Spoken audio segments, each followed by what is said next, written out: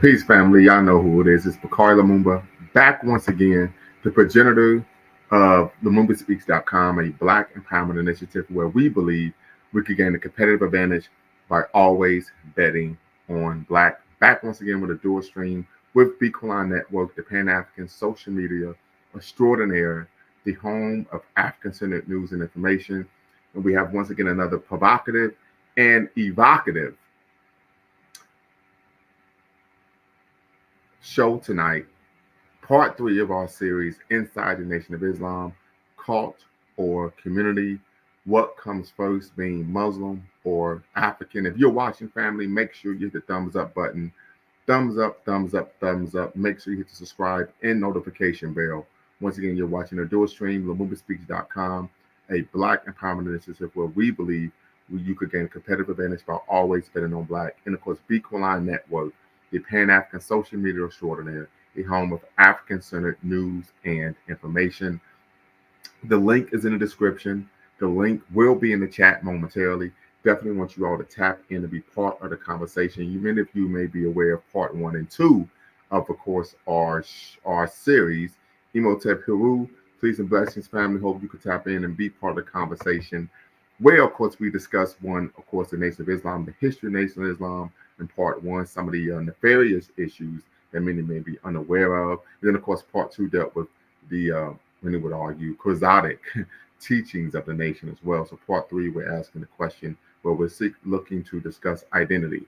Of course, what comes first, being Muslim or African. We see here, I want to eat your belly. This title alone is highly offensive. Cult is short for culture. Islam and Arab culture are two different things. Arabs don't own Islam. A cult is not short for culture. That's a nice play on words there.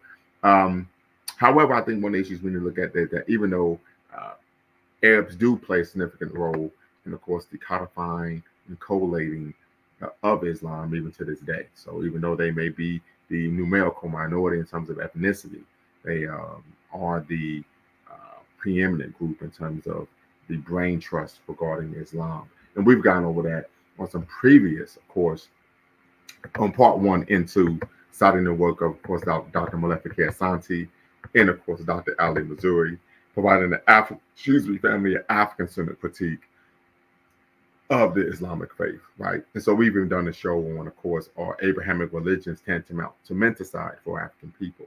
So definitely just want to make you all aware of that. But family, once again, tap in and be part of the conversation. I've put the link in the chat. And of course, the link is in the description. So once again, part three of course, our three-part series, Inside the Nation of Islam, Cult or Community. What comes first, being Muslim or African? Tap in and be part of the conversation. Once again, we're discussing part three, keyword part three of our show, Inside the Nation of Islam, Cult or Community.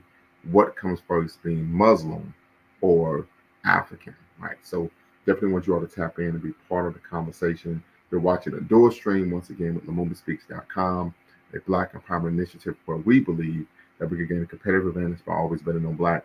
And of course, the Beacon Network, the Pan African social media extraordinaire, and the home, keyword, the home of African centered news and information.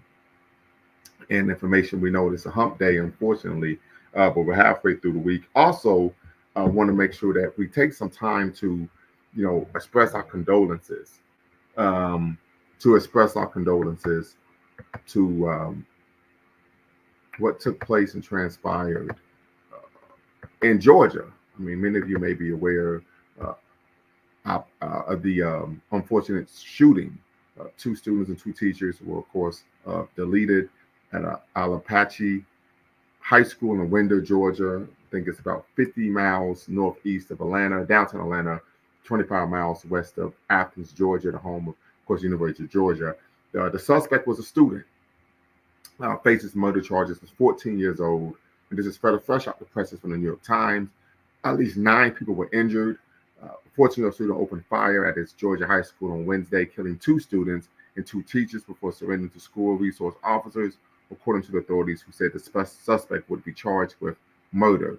Students barely a month into the new school year. Once again, barely a month into the new school year at Appalachia High in Winder, Georgia, described their terror as a lockdown that they initially thought was a drill, turned out to be anything but. They said they heard gunfire and barricaded themselves in classrooms, then later fled to the football field to reunite with anxious parents. I can definitely understand parents coming after receiving that type of news. The attack, which also injured 8 students and a teacher, stoked fear and anguish in Winder, a city of roughly 18,000 people in the exurbs of Atlanta, as the community grappled with a burst of violence that the local sheriff described as pure evil. The latest, of course, is that the suspect gave up and got on the ground. The officials said the 14-year-old, who they identified as Colt Gray, will be prosecuted as an adult. The shooting was the deadliest episode of school violence in Georgia history and prompted an outpouring of sympathy and outrage. President Biden, in a statement, lamented the attack as another horrific reminder of how gun violence continues to tear our communities apart. Many in Winder were still waiting to learn the identities of those injured and killed.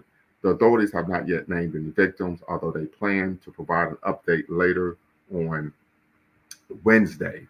Extremely unfortunate event. I'm quite sure that for all of us we're sensitive to the loss of life. Once again, and they say this was a hate-filled shooting, and so my presumption would be that this may have been a young white male who was seeking to attack, of course, people of color, and I wouldn't be surprised if this was an actual planned attack, of course, maybe even on African people in America. So definitely want to just get some time to discuss the latest on that unfortunate news that we received, of course, early this afternoon. Actually took place early this afternoon while I was at work. We received the information. And so once again, we're sensitive to the loss of life that took place there. And it still shows, unfortunately, that, people are seeking to solve problems with violence.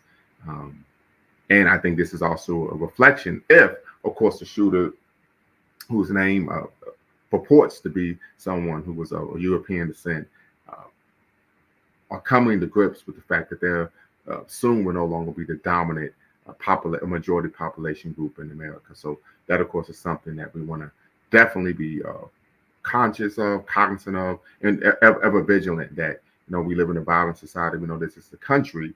Many people are as wise there's so much violence in this country, particularly gun violence. And I argue that the origins of this nation, of course, was rooted in violence, genocidal violence against, of course, Native Americans, then, of course, and violence, state violence, not only against the indigenous peoples of this land, but also against African people, what we call chattel enslavement and the dehumanizing of the African man, woman, and child. So definitely something that we need to be aware of, cognizant of, and ever vigilant of the fact as what the late, great African-American Renaissance man, Paul Robeson, taught us. And that is that the battlefront is everywhere. There is no sheltered rear. So appreciate you all allowing me to lament, unfortunately, on this unfortunate act of violence here in America, in Georgia. Once again, the exurb of Georgia, Winder, Georgia, town of 18,000. But we want to try to, lift our spirits once again, shift back to, of course, the topic for today's show. And that is, of course, part 3 of our series, Inside the Nation of Islam, Cult or Community. Part 3, what comes first, being Muslim or African? Once again, family, the link is in the description. The link is in the chat. If you're watching, make sure you hit the thumbs up button. Thumbs up, thumbs up, thumbs up. And make sure you hit the subscribe, and hit the notification bell. You're watching a dual stream here on LumumbaSpeaks.com and, of course, Beacon Online Network, the home of African-centered news and information. And we're seeking to have a conversation regarding part 3 of Inside the Nation of Islam, Cult or Community. What comes first, being a Muslim or African? We are aware that part 1 of our show, we really open up on some of the history of the Nation of Islam, some of the financial dealings of the nation, and then, of course, some of the unknown and oftentimes nefarious activities that the organization has engaged in. We then, of course, pivoted to part 2, where we discussed the quixotic, to say the least, teachings of the Nation of Islam that many would argue the Nation of Islam teaches knowledge of self. But under further examination, we find that the nation actually teaches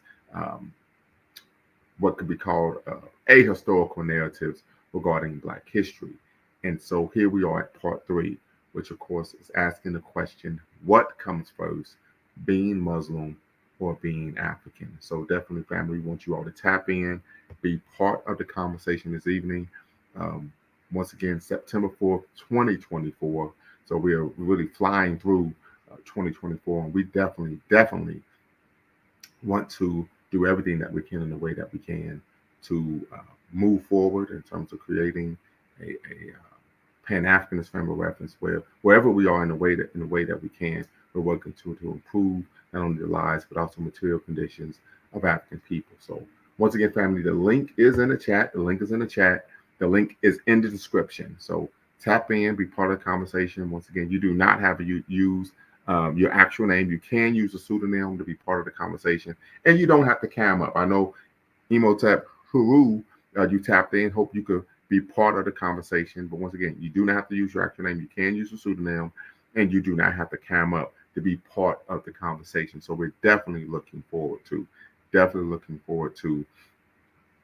hearing from our brothers and sisters and having a great conversation this evening. I think we had a great conversation actually on Sunday on our show where we discussed Trinidad and Tobago. We know the Trin Island nation just north of Venezuela deciding to remove Christopher Columbus's ships from their coat of arms, right? So we had a great conversation about Trinidad and Tobago, which many would argue, including myself, has produced more Pan-Africanists per capita than one can think of, right? But I haven't actually looked at the data, but I think just from a suggestive glance, we would take that position. So, of course, we're back here today on Wednesday. We definitely want to have a great conversation this evening. Then we'll be back once again on Sunday, where there was a sister who came on, I think pro-woman. She said that's because she's proactive, professional, prolific, right? And so we're going to have a conversation about really examining the efficacy of higher education for African Americans. So that show will be titled, Does Higher Education Matter for the Black Community? We know I had a conversation with a brother, brief conversation via text message, where he shared that he's looking to go back to school, right, and really be to develop some hard skills so that one would have a career where they're able to, of course, provide in a meaningful manner for not only themselves but their family. So definitely look forward to having that show on Sunday. Hope that you all could tap in and, of course, be part of that conversation. But today, here on Wednesday, September 4th, 2024, we want to have a conversation regarding part 3 of our dynamic introspective series, Inside the Nation of Islam, Cult or Community. Part 3, what comes first, being Muslim or African? So tap in, family, be part of the conversation. We'll look forward to hearing from you all this evening on LumumbaSpeaks.com. Once again, a Black Empowerment Initiative where we believe you could gain a competitive advantage by always betting on Black. And of course, Beacon Line Network, Pan-African Social Media Extraordinaire, and the home family, the home of African-centered news and information. So without further ado, family, the link is in the description. The link is in the chat. Tap in and be part of the conversation. You could just give your perspective on what you believe to be the case. But before we do that, definitely want to make sure that we go over some of the ground rules here at Beacon Line Network and, of course, Lumumba Speaks. So first and foremost, as many of you are aware, who are regular subscribers and tuning in, diversity of thought is welcome here. So irrespective of you on the left, you're on the right, or you're right down the middle, you can come here and be part of this conversation. Number 2, no racial epithets are allowed. In fact, no epithets of any kind are allowed. And that's for a reason, right? This is a space of Black empowerment. We believe in the 3 N's of Black power, which are, of course, self-respect, self-defense, and, of course, self-determination. And so we don't allow epithets of any kind on this platform. Number 3, facts over feelings, family. So we want to make sure that if you have an argument and you disagree with someone, that you attack that person's opinion, that person's argument, and of course not the person themselves. Then, of course, last but not least, no fundamentally false statements. So you can't state that Michael Jordan only won two NBA championships. He won 6. So we want to stay away from fundamentally false statements. As you all know, this is my platform, and I am responsible for the information that is disseminated on my platform, right, wrong, or indifferent. And of course, last but not least, our mission is neither to exonerate or vilify, but to challenge conventional wisdom and re-examine what has previously been accepted as fact. So with that being said, family, the airways are open. The link is in the description. The link is in the chat. Tap in and be part of the conversation. Part 3 of our introspective in the evocative series, Inside the Nation of Islam, Cult or Community. Part 3, what comes first, being Muslim or African? The link is in the description. The link is in the chat. Let's get this conversation started. Ashe, Black Power. Ashe, Black Power. I think I got somebody. Okay. Um, let's see here.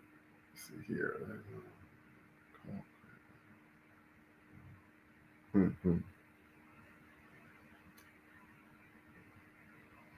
All right. So let's see if we can get some people here. Yeah, okay. All right. So yes, family. The link is in the description. The link is in the chat. Tap in and be part of the conversation. Absolutely.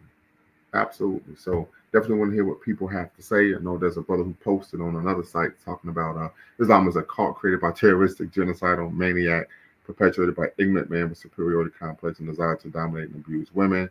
Based on Sumerian moon god, Muhammad was a brutal dictator and conqueror. There's no place as a person to be admired or worshipped. So we see there's some rather strong feelings for some people, of course, on Facebook, but hopefully, once again, they could tap in and be part of the conversation here in the live. Definitely want to hear what people have to say. Inside the Nation of Islam, cult or community, what comes first, being Muslim or African, right? And so we know that nation typically is an organization that is pedestalized in the Black community. Much of that, I think, is due to mystery. We also see that they provide an ethos, at least a visual effect of discipline, clean cut, which is important. But we know that one of the positive teachings of the Nation of Islam is that it teaches that one should be cognizant of course, of their appearance. But also Malcolm X. You know, Malcolm X is a polarizing figure for some, but extremely charismatic, well spoken, and well read individual that was even considered a statesman by some, and of course one of the preeminent African Americans that have ever lived. So a lot of that plays a role into, of course, the mystique and of course the prestige of the Nation of Islam. But once again, we look to do a deeper dive in our 3-part series and uncover, you know, not only some of the teachings of the Nation of Islam, but also the reasons why Malcolm X left the Nation of Islam and created his own secular organization, the Organization for African American Unity, which of course was modeled after the Organization for African Unity, which is now known as the African Union. And I think we may even want to do a show on examining the efficacy of the African Union, which of course we know in many circles has been considered a toothless bulldog. We also, family, are in talks to actually touch base with Sister Farida, who of course is a Pan-Africanist activist from the Togo. And we're going to do a show on why, of course, the 9th Pan-African Conference is not Pan-Africanism. So for those of you who, of course, are not in the know, this is something I think that we need to be aware of. Many of us are familiar with the first Pan-African Congress that took place, of course, in 1900 at the leadership or behest of Henry Sylvester Williams. And of course, afterwards, of course, subsequent Pan-African conferences took place as it was at the leadership of W.B. Du Bois. But the 9th Congress, of course, is an issue that I think we need to be cognizant of in terms of the Togolese government, which is extremely oppressive, working to actually promote Pan-Africanism as a way to turn people, deflect people's attention to the oppressive policies, of course, that they have in the country. So with that said, family, those are some of the shows that we have coming up. But tap in, family. The link is in the description. The link is in the chat. You know, I could talk all day ad nauseum, but I definitely want to hear from you all rather than hear myself speak. So tap in, be part of the conversation. Here, you're watching once again a dual stream with, of course, LumumbaSpeaks.com, a Black empowerment initiative where we believe we can gain a competitive advantage by always betting on Black. And of course, Beacon Network, the Pan-African social media extraordinaire, the home of African-centered news and information, where we're discussing part 3 of our provocative and introspective series, Inside the Nation of Islam, Cult or Community, part 3, what comes first, being Muslim or African. The link is in the description. You can come tap in and be part of the conversation. You do not have to cam up, family. Keyword is you do not have to cam up. And then, of course, the link is in the chat as well. So you have access to be part of the conversation. You can use a pseudonym. You do not have to use your actual name. And you can use, and you do not have to cam up if you want to, of course, protect your identity Tap in, be part of the conversation, family. We're looking to hear from you all this evening, uh, Sep- September 4th. It's about almost 8:30 here on the East Coast. So definitely tap in, family. Looking forward to hearing from each and every one of you this evening as we ask the question, what comes first, being Muslim or being African? Of course, we use the term African as synonymous for Black, even though some people do take umbrage for that, but we understand that being African means Black, right? And being Black means you're African. So we don't make any issues there. But once again, family, the link is in the description. The link is in the chat. We want you all to tap in, be part of the conversation.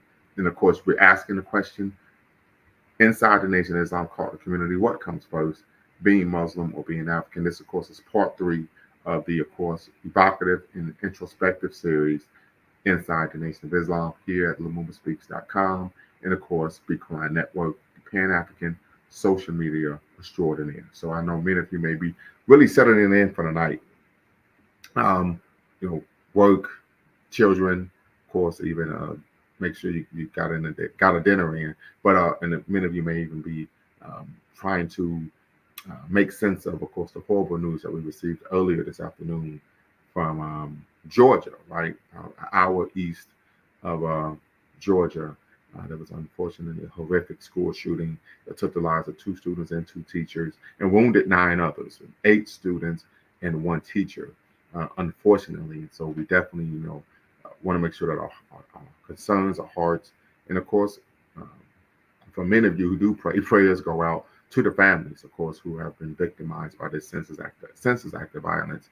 14-year-old was, of course, the perpetrator. 14-year-old was the perpetrator. Initial reports from the sheriff's department is that the young man will be charged as an adult. So we definitely want to do everything that we can to really, hold our young people near and dear to us and let them know that violence is not the way to solve problems, particularly in high school or middle school, right? There's simply something that we don't see. And I can't imagine anyone sends their children out to school and does not expect them to come home, right? So definitely, family. With that said, tap in, family. The link is in the description. The link is in the chat. We part 3 of our series. What comes first, being Muslim or African? We can't have a great show unless you all tap in. So we definitely need you all to tap in and give your perspective. Once again, you do not have to use your actual name. You can use a pseudonym. You can, keyword can. You do not have to cam up either. So definitely want you all to tap in, be part of the conversation, and answer the question. Of course, do you believe? What comes first, being Muslim or being African, when we talk about the Nation of Islam? Once again, I know there were some individuals who provided a critique of my first show and said that, why don't you reach out to Wesley Muhammad? Once again, I did reach out to Wesley Muhammad. I reached out to him on Twitter, if I recall correctly. I reached out to him on Instagram, sent him a message, and I even reached out to him on his website, right? So it's unfortunate, but I did that. I reached out to him, and as one of the brothers stated, you're not going to hear back. So unfortunate. I don't think members of the nation like to be challenged, particularly intellectually, by people that they believe are their equal, or are able to even provide a semi-coherent retort to many of the claims that they make. I know there was an individual who had claimed that the nation engages in a prison ministry. I would argue many organizations engage in prison ministries, but I would argue it's not more so a ministry rather than actually a term that we typically use when someone is trying to take advantage of someone, like predatory type behavior, because they're preying on people who, of course, are ignorant, they aren't well read, aren't well versed in history, and able to be easily manipulated. So that, of course, is my perspective. So definitely tap in, family, be part of the conversation where we want to discuss, of course, part 3 of our introspective and evocative series inside the Nation of Islam called the community. What comes first, being Muslim or African, right? And so definitely, family, the link is in the description. Keyword, the link is in the description. And of course, the link is in the chat. The link is in the chat. Tap in and be part of the conversation this evening, where we're discussing what comes first, being Muslim or African. We do know that from a Pan-Africanist perspective, your African identity is preeminent. It's the most salient identity that one has, and nothing, of course, supersedes that. Unfortunately, what we're finding is, I actually had a question that was asked me by one of the brothers on the job. he said, well, why is it that we tend to not be able to unify? And I said, well, I would argue in part is due to our adherence to alien ideologies. And right, he kind of was blown back by that. So when we're fighting with each other over, of course, concepts that were introduced to us by our oppressors, right, both near and far. So definitely something to consider, something to, of course, really get your mind around. But family, once again, I want you all to tap in, be part of the conversation this evening. The link is in the description. The link is in the chat. If not, we're going to close out. Don't want to close out, but definitely want to have a great conversation this evening. What comes first, being Muslim or being African? The link, once again, is in the description. The link is in the chat. So tap in and be part of the conversation this evening. What comes first, family? What comes first? Being Muslim or being African? If not, we're going to close out in a few minutes, but hopefully, if not you all on here today, and of course you'll be back on Sunday where we're discussing the efficacy of higher education for the Black community. What does higher education matter? That's a show that we're going to have on Sunday. We're going to try to stream at least 2 times a week on Sundays and of course Wednesdays. So definitely hope that you all could tap in and be part of those conversations here at LumumbaSpeaks.com, of course, a Black Empowerment Initiative where we believe we gain a competitive advantage by always betting on Black and of course Beacon Line Network, the Pan-African social media extraordinaire, and the home of revolutionary African-centered news and information.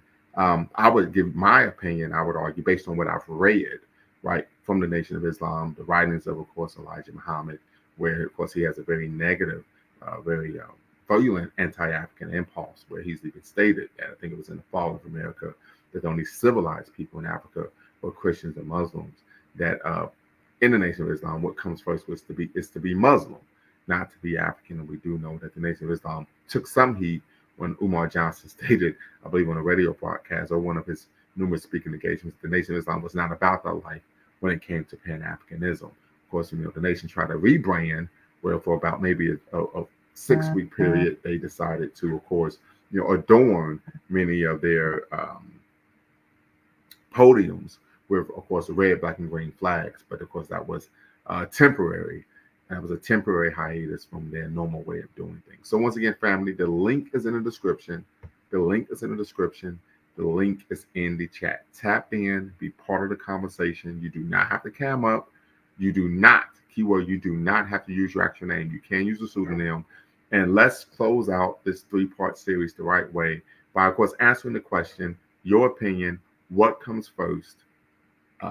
Being Muslim or African. So Joanne Turner Allen states your faith should always come first. So Joanne, tap in and let's unpack that. So you stated your faith should always come first. The link is in the description. Tap in and let's unpack why you believe that is the case. Joanne Turner Allen. So definitely want you to tap in, Sister Joanne, and let's unpack why you believe your faith should come first and why you believe that would be beneficial for the African community. So we're kind of opening up this question, right? We kind of have an open-ended question. And so I definitely want to hear your perspective on why one's faith should come first. Once again, sister, you do not have to use your actual name and you do not have to come up to be part of this conversation. So I want to hear from you. Yeah, even if you're going to only be on 15, 20 minutes, but I definitely want to hear what you have to say regarding why one's faith should come first. Once again, family, if you believe your faith should come first, put a 1 in the chat. Put a 1 in the chat if you believe your faith should come first. Put a 2 in the chat, family, if you believe that your African identity should come first. So 1 for faith, 2 for African. So if you believe your faith should come first, put a 1 in the chat. If you believe that your African identity should come first, put a 2 in the chat. So definitely want to hear from you, Sister Joanne Turner Allen. So LMA says 2. Okay, LMA he's here rocking with us. And of course, but sister, I want to hear your perspective. I think this is something that would allow us to have a great conversation. So definitely want to hear from you. So tap in, sister. The link is in the description. But LMA, I forgot. That's right. LMA is of course an atheist. But I think this is so P.39 says religion comes first. So definitely P.39, I need you to tap in, be part of this conversation so we can really try to unpack why And the reason I'm asking this question is because we know there have been numerous Pan-Africanists who were religious. Malcolm X, of course, Muslim, Marcus Garvey, Christian, I even believe Roman Catholic. But they understood that they lived in a world where they needed to be race first, where Pan-Africanism was, of course, the modus operandi and the best way to address the issues that African people face at home and abroad.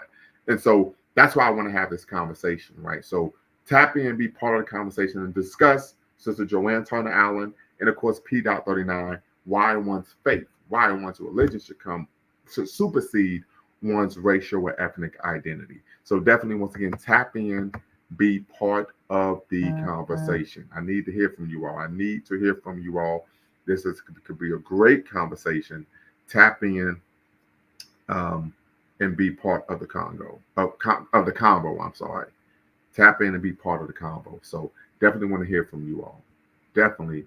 I think that obeying the commandments of God outweigh everything. So P.39, I need you to tap in. That's an interesting perspective. I would presume that you're referring to the 10 Commandments. However, history shows that the 10 Commandments come from the 42, of course, laws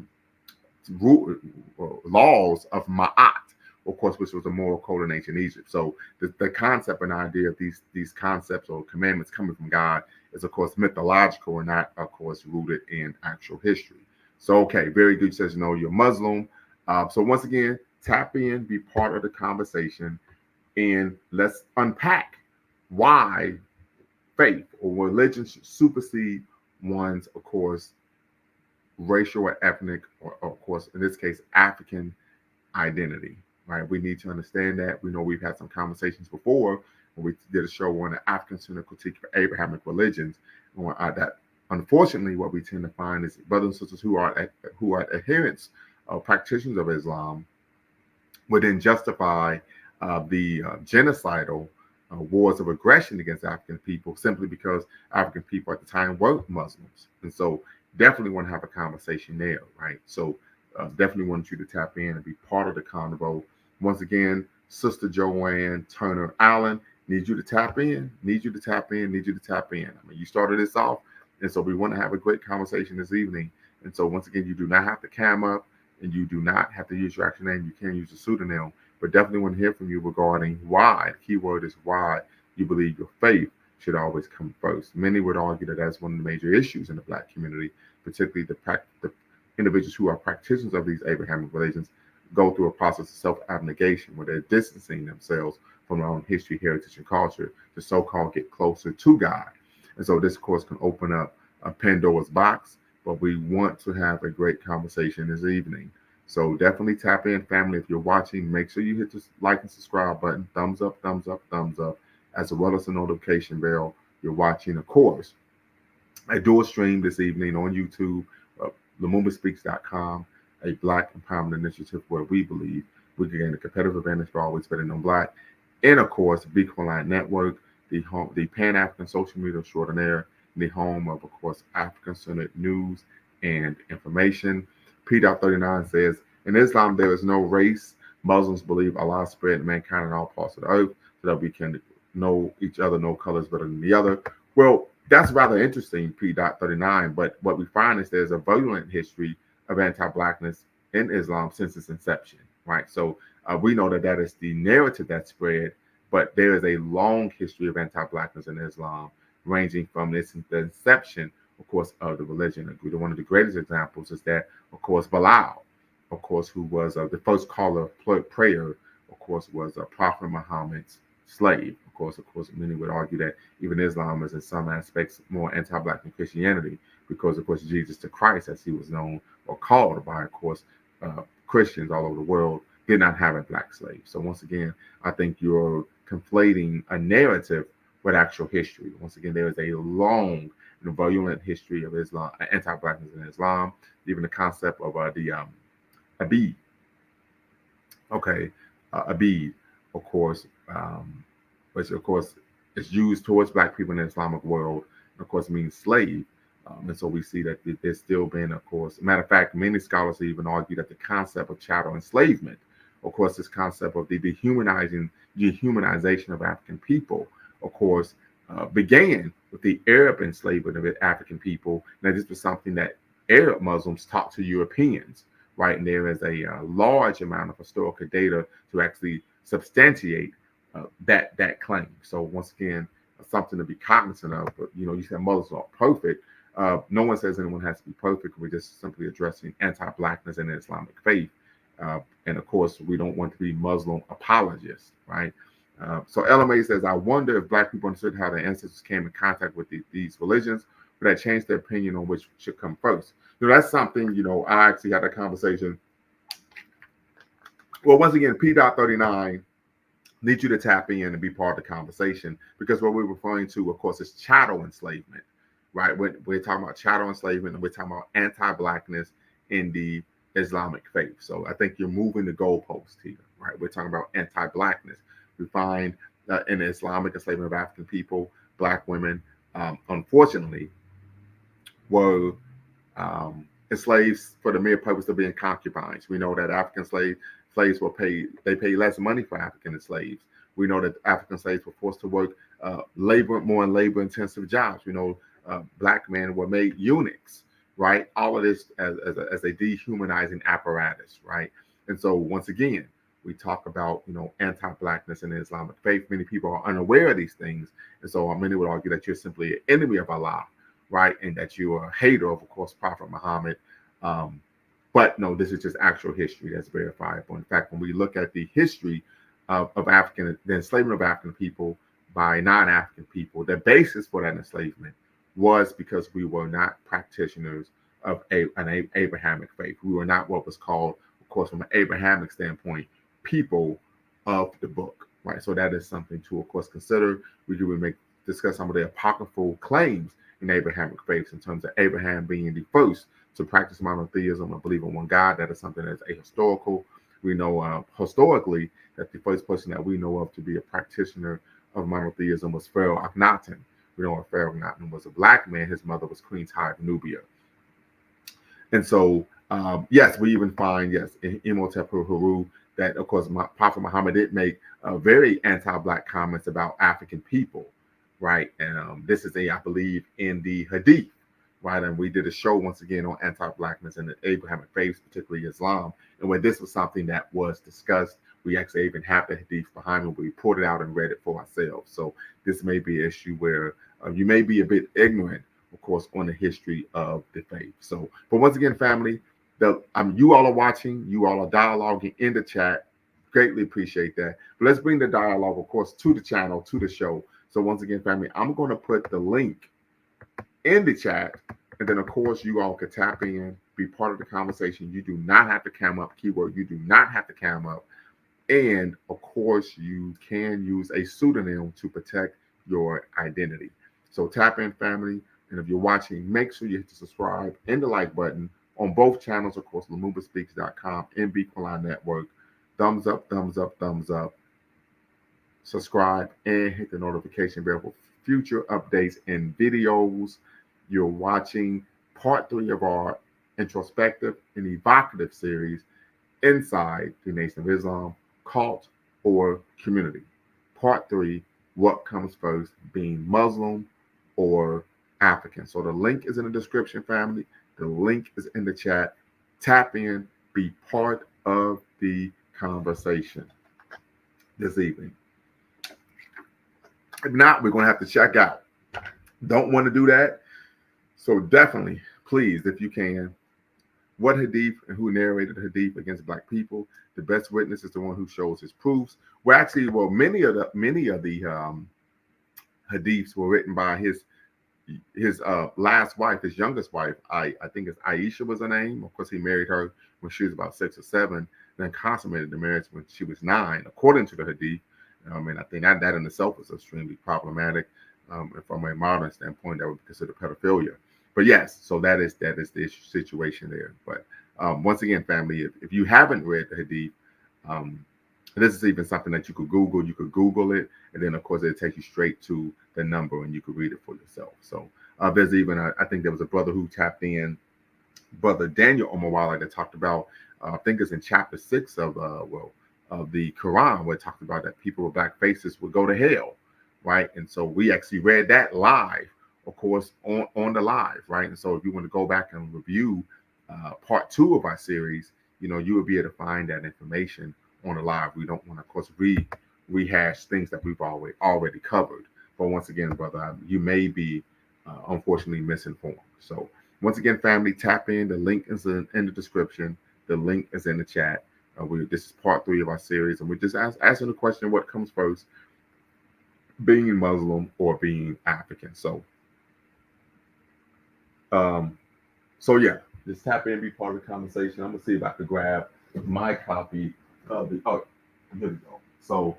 Um, so this is my copy of the Hadith right here. So that just want to make you aware of that. So you say they are authentic Hadith and weak Hadith, but I have it right here. And then of course we was even quoting, of course, chapter 6 of the Quran as well, where it states that black people would go to hell. But people with black faces would go to hell. Maximus, as far as I know, all man-made religions are trash. Africans didn't believe in fake men in the sky. Oh, understood, brother, understood. And so if you could answer this question, Brother Maximus, definitely you could tap in and be part of the conversation. But the question is, what should come first, one's faith or one's African identity? So definitely, brother, definitely if you could answer that question, what should come first? I'm gonna put that question in the chat. What should come first? Faith or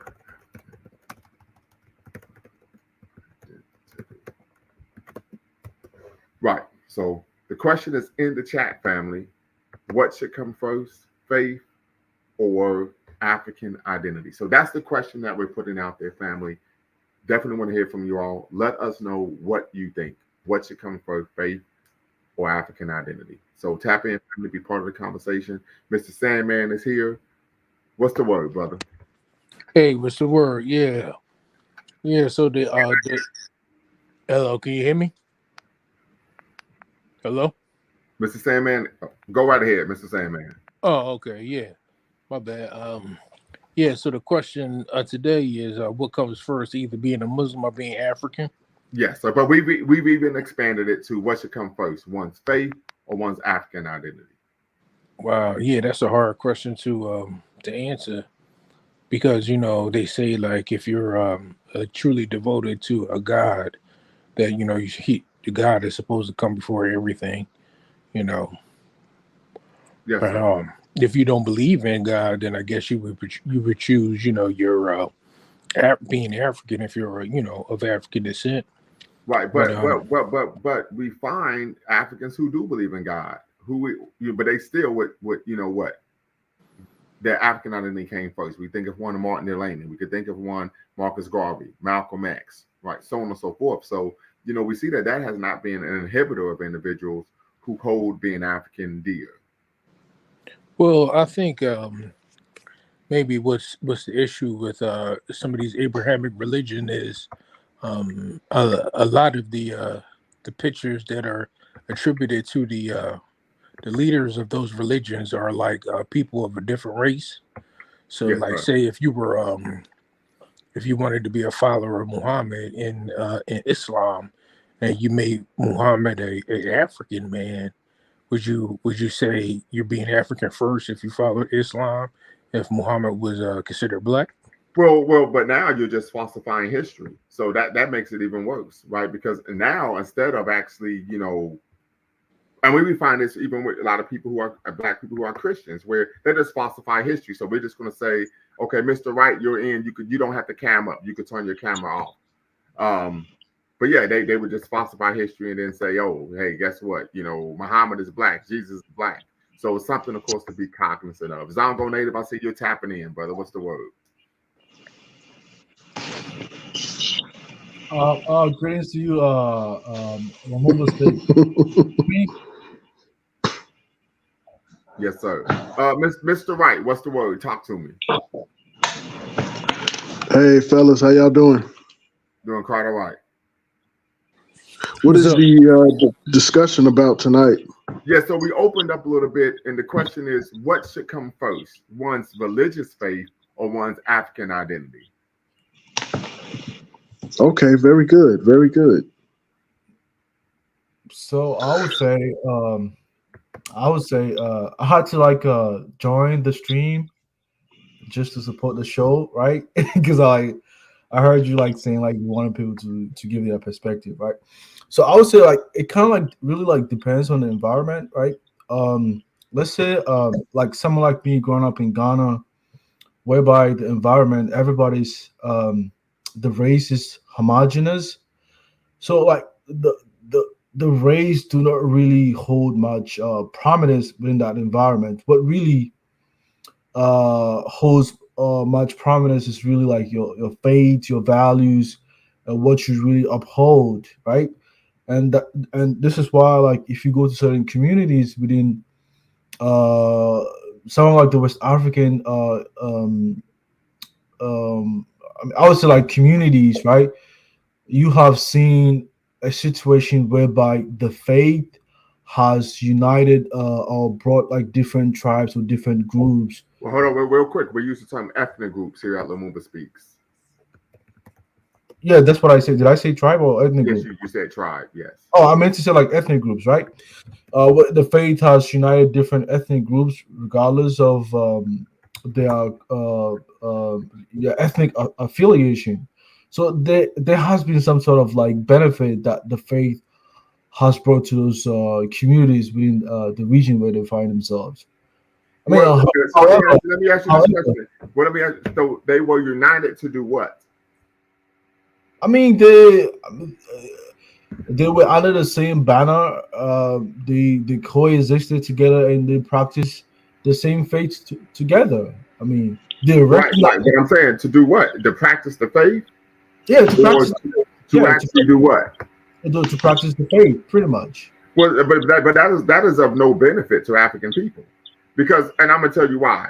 One, when we talk about these alien religions, particularly Abrahamic religions, um, in order to actually be a true adherent to these religious beliefs, you have to you also have to engage in self-abnegation, where you distance yourself from your own history, heritage, and culture. Another aspect of these Abrahamic faiths is that as a result, people tend to engage in racial deference, and they tend to view other people's, non-African people, non-Black people's mythology and history and culture as what?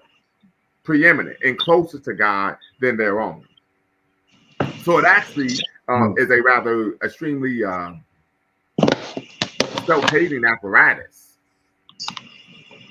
I mean, that's really understandable point of view, but like I'm saying that the faith has brought some sort of like benefit to those people in that region. Um, Okay, recognizing, so the question is, what tangible Mr. benefit did it provide? Wright, can you mute your mic? Yeah, we need you to mute your mic real quick. So, what tangible benefit did it provide to African people? Because we also know, and I would presume you're speaking of Christianity, yes? Not really Muslims.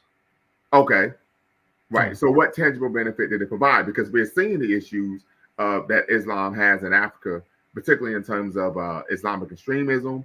We could talk about the subjugation of Not women. really. You have to understand, like within the African cultures, and I don't want to generalize. I'll speak specifically in the case of West African cultures, right? Uh, all the ethnic groups, their level of civilization wasn't the same. I So, am aware of that. to some ethnic group, Islam helped to upgrade their civilization. How To so?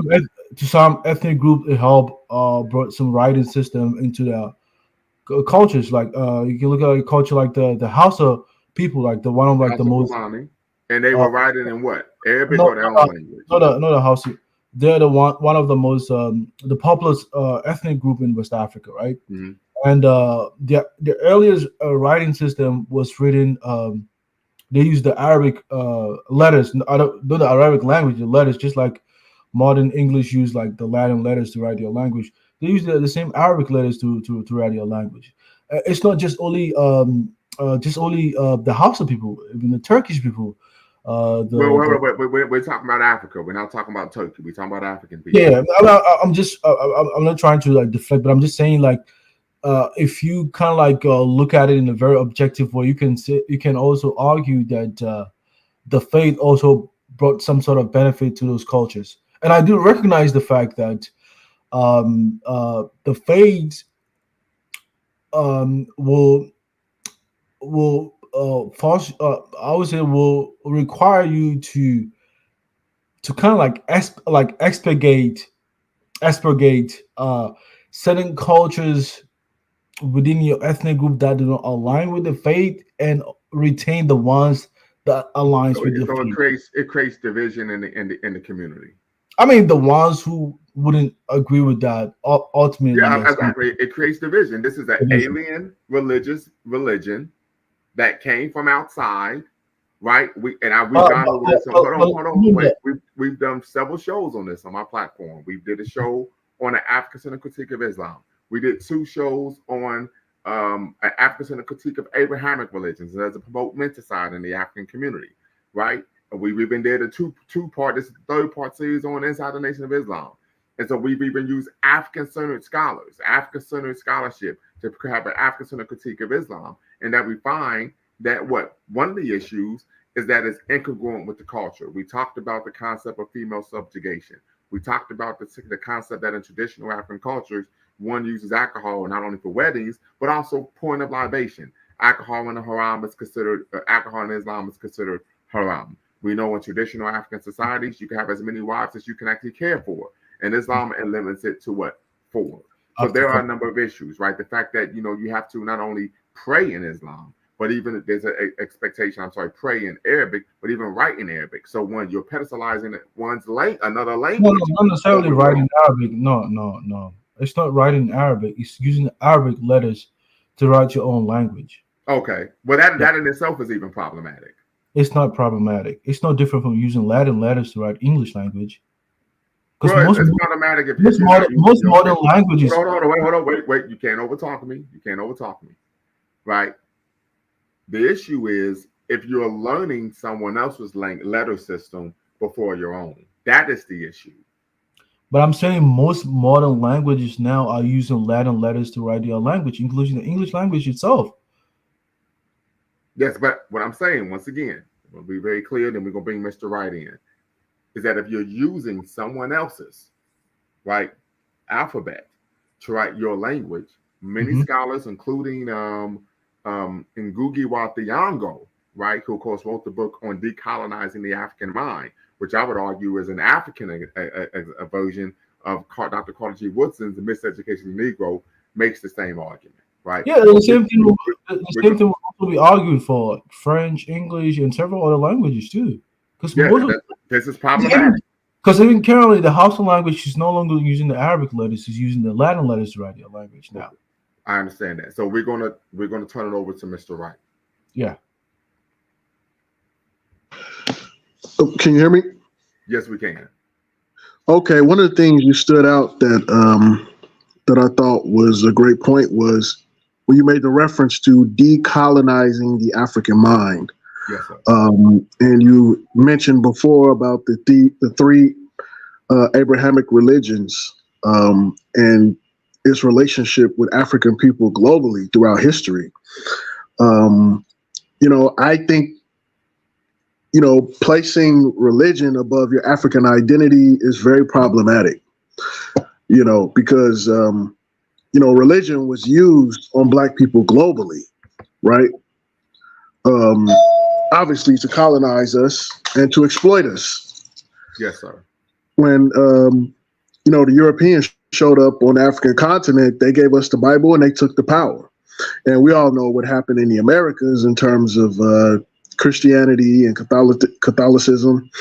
But like you said, Bakari, I agree with you. It creates an extreme identity crisis.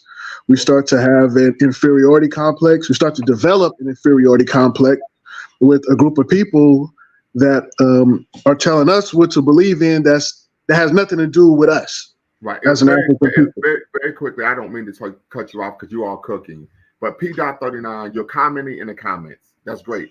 Tap in and be actually part of the conversation. The link is in the description. The link is in the chat. You're stating that there's no compulsion in Islam. That is what is stated. However, there is a long history of forced conversion in Islam, particularly by African people who were enslaved under Islamic rule.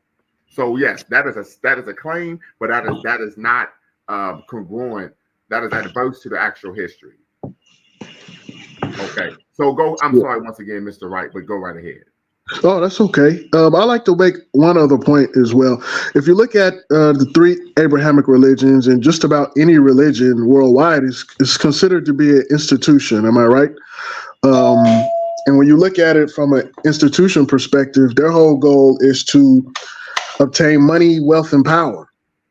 And and African people's relationship to that, we're usually always at the complete bottom, right? In which we support these other religions and we don't get anything out of it, right? So not only are we confused from an ethnic perspective in terms of identity, but economically as well. We're supporting the mosque, the Christian church, and we're just basically giving them our wealth. And we're just sitting there confused. I mean, this has been going on for, a long time, obviously. Right. But yeah, I agree with what you're saying. I think we should definitely put our African identity before a particular religion. And here's the thing: everyone has a right to practice whatever religion they want to practice. Right. But throughout history, everyone has leveraged their race and identity over ours, whether they're Jewish Hebrews, whether they're Muslims, or whether they're white Christians. I mean, in America, we already know the history. White Christians were lynching and hanging us. Right. On the continent, right? Do we need to talk about the treatment of African people by Arabs, right? I mean, They were raping our women, castrating the men. Yeah. It still goes on today. I mean, eunuchs, right? Having harems. Yeah, absolutely. Well, yeah, I mean, take a look at what happened in Sudan. I think they have an issue with it today. I think the southern part of Sudan had to separate from the northern part. They weren't technically Arabs, but they take on an Arab identity. Am I right? Yes, sir.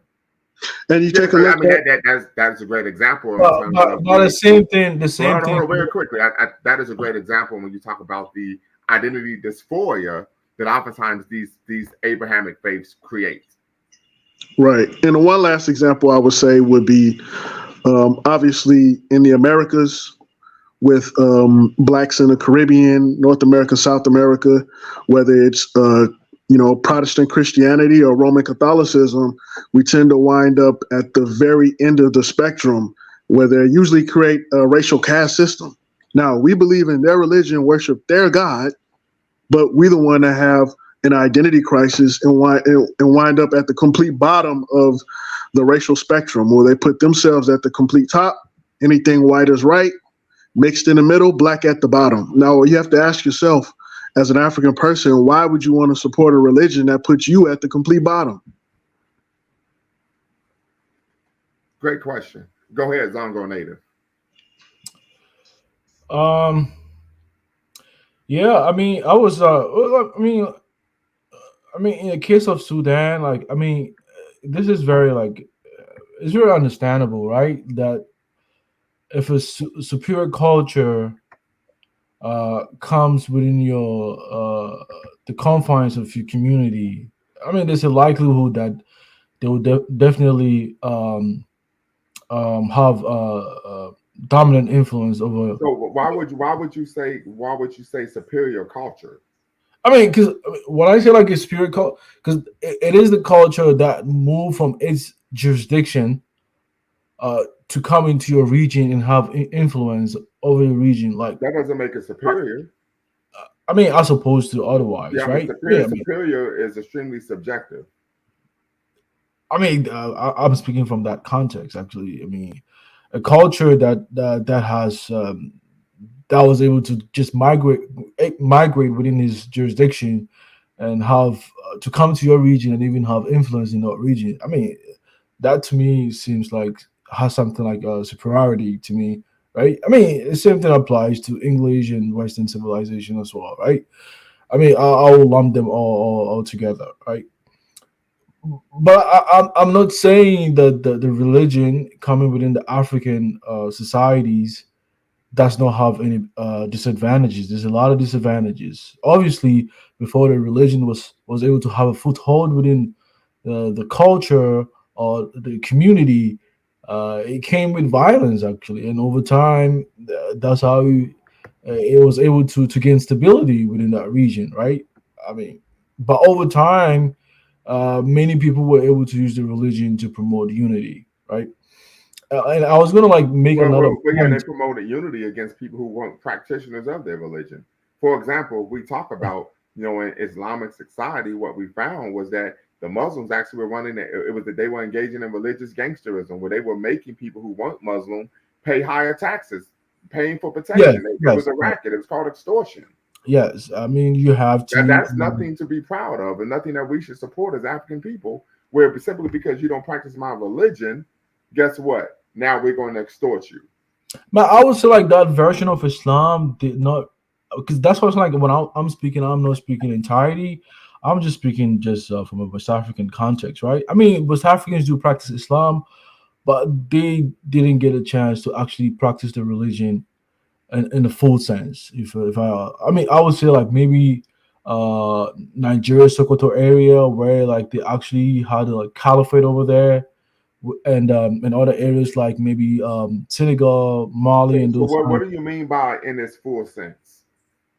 I mean, to be able to implement the rules and regulations within the religion in its So entirety, that the rules and like regulations of the religion. like That you would be highlighted, like if in an ideal Islamic um, a nation, if a non-Muslim exists within, they have to pay tax, and they're not supposed to be part of the military of the nation state, pretty much so on and so forth, right? I mean, that's what I mean by that.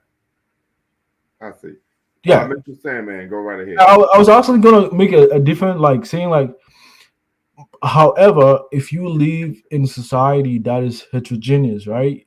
Um, then you have to recognize your African identity while maintaining your faith or religious values, whatever you deem fit, because you don't want to um, allow your kids or yourself to be uh, how what was the right term to use, like um, to be played in that like the whole idea like the religion is the only yardstick to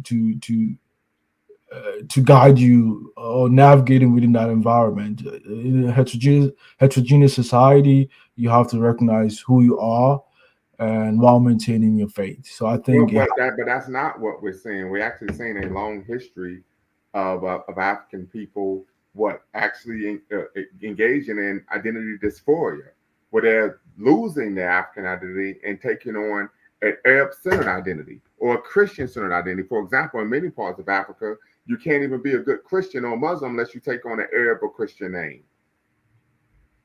no, that's not necessarily true. I don't But want to speak. I said in many parts. Hold on. I said in many parts.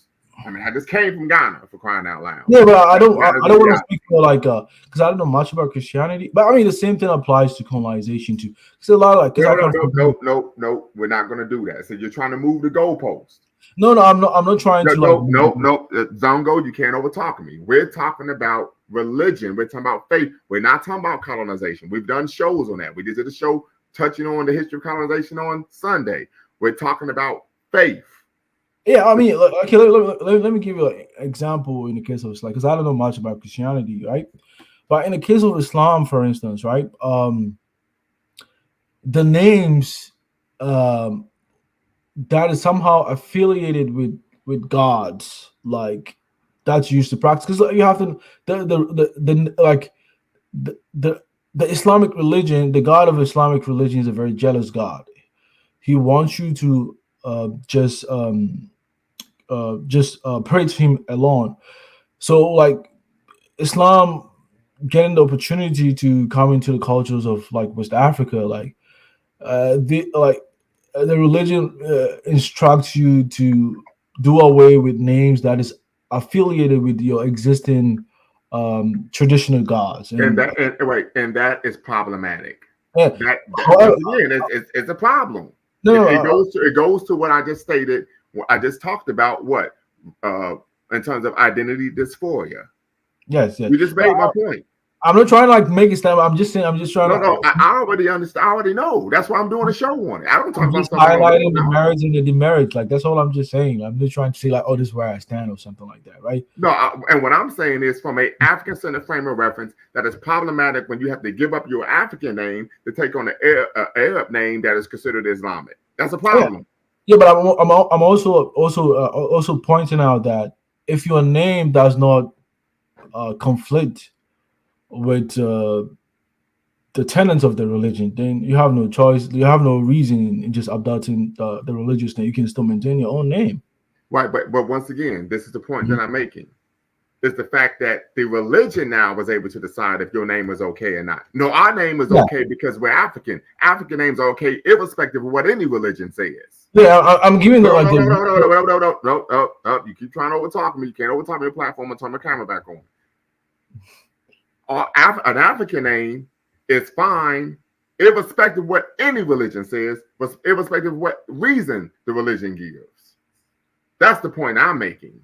If we're talking about being African-centered, being unapologetically proud of who we are, I don't give a damn what the religion is. What we say as African people is what is good and right. I don't give a damn what a religion says. The religion don't get to decide what is good and right. We decide what is good and right for us. Yeah, that's totally understandable. If you don't embrace the religion, you don't have to comply with the rules of the religion. But I mean, for the most cases, the ones who accept the faith, they are the ones complying with the rules. It's not really. And then once again, to comply with those rules means to subjugate one's own history, heritage, and culture. Yeah, You're part of it. making my point for me. Not entirely part of it. Yes. Well, but I mean, if it doesn't matter. It doesn't matter in any way. If you're doing it, it's a problem. Yeah, I mean, it doesn't matter if you're doing it 50%, 25%, 75%. If you have to subjugate and disabuse yourself of any aspect of who you are as a person, your history, heritage, and culture, that is a problem. It is what is known as self-abnegation. That's a problem. I don't give a damn if it's 2%, if it's 98%. It's a problem. When it comes to it's anti. Yeah, but Lumumba, when it comes to naming, if we want to address these issues holistically, then we can say religion is part of it as well, right? But then not entirely religion. Sometimes a dominant culture could influence you for abdicating your own culture and But embracing the once culture again, of the you dominant keep culture. trying to move the goalposts. We're talking about religion right now. That's what I'm saying. Islam. That's what I'm saying. Like, if you want to approach this issue of like naming, like holistically, then you can go into deeper depth, not just like entirely religion. I was just highlighting that as well. I'm not trying to change the goalpost. So real quick, because Brother Hiru, he asked the question, because Idris, if you could turn your camera on in queue very quickly, just gotta make sure you're not scamming, right? You're not trying to play any games, and then I will be able to bring you in. So if you could just turn your camera on in queue, Idris, and then I will bring you into the live, right? Just gotta make sure you're not trolling. But once again, the question is, are you African first or Muslim first? That is the question for Zongo. Okay, I got you, Idris. You can tap in. You can turn your camera off. So that is the question. Are you African first or Muslim first? Oh, the question was posed to me. Yes. I mean, I would say like I'm African while also recognizing my. No. The question is, are you African first or Muslim first? I would say based on my response, I'll tilt towards more Africanness though, rather than just the Islamic identity, pretty much. Are you African first or Muslim first? I wouldn't say my the way I view things is entirely African, but that's not what I asked you. I said, are you African first or Muslim first? I mean, percentage wise, I'm African first. Yes, pretty much. Yes, percentage wise. Mr. Yeah. Wright, what comes first for you, your faith or your Africanness? Well, you know me, it's my Africanness comes first and foremost of anything. Mr. Sandman, what comes first, your faith or your African entity?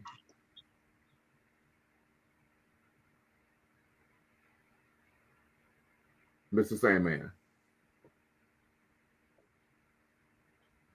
Mr. Sandman. Okay, maybe having some technical difficulties there. Hopefully we get him back. Jay, what comes first, being African or Muslim? Being Muslim, Okay. because That, the reason is, you see, because when you die, the Lord God Almighty is not going to ask you, were you European? Were you African? God's going to ask you, what did you believe in? And what did you do? And how Hello, can you pious hear were me you? now? yes, we can hear you Because now, Mr. Sandman, but basically, Brother Jay is talking. Okay, my I bad. don't have a choice as to whether I'm going to be white, black, European, African. I don't have that choice. That's outside of my choice. And I'm not going to be judged for something that on the day of judgment I had no choice over. Well, well, very quickly, Brother Jay, and I figured you was going to provide that answer, but that is a Islamic frame of reference regarding the afterlife. But here we're focusing on an African-centered perspective. That's right. So basically, the afterlife, the life of this world will have an impact about what will happen to me in the life of the hereafter. Based on an Islamic perspective of the afterlife. Yeah, because basically I want to know what happens to me after I die. So that's why I need religion in my life, I believe. Okay, so for you being Muslim supersedes being African. Yeah, that's correct. Okay, Mr. Sandman, what comes first for you, your faith or your African entity? Yeah, my answer is a little bit extended. If you bear with me, I'd like to explain to you the situation that I'm in. But real quick, brother, first I need a direct answer. What comes first, being African or your faith? I can't answer that right now at this present time. Okay, very good, very good. Okay, Oh, can I give you an extended explanation? please. Okay, yeah. So all right. So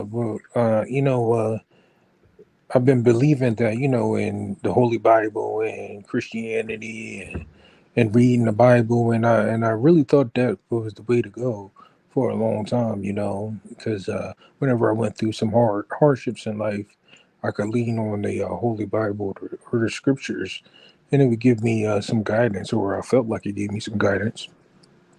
But and I was even scared to investigate into some of the original uh, uh, religious practices of our ancestors in Africa, because the Holy Bible or a lot of the Semitic religions kind of try to lead you to believe in that those other religions are witchcraft or what have you. Right. So I so Very quickly, according to Abrahamic faiths, anything other than practicing the religion of the people of the book is considered witchcraft and devil worship. So, from a religious standpoint, that is the position that those religions take. yeah, but and then when I started to finally got up the heart to go ahead and start to research it, I was like, well, this religion, this ancient African religion or West African religion is similar to the other religions that they practice in the Semitic faiths or the Abrahamic faiths, or even it was even similar to like some of the Greek mythology.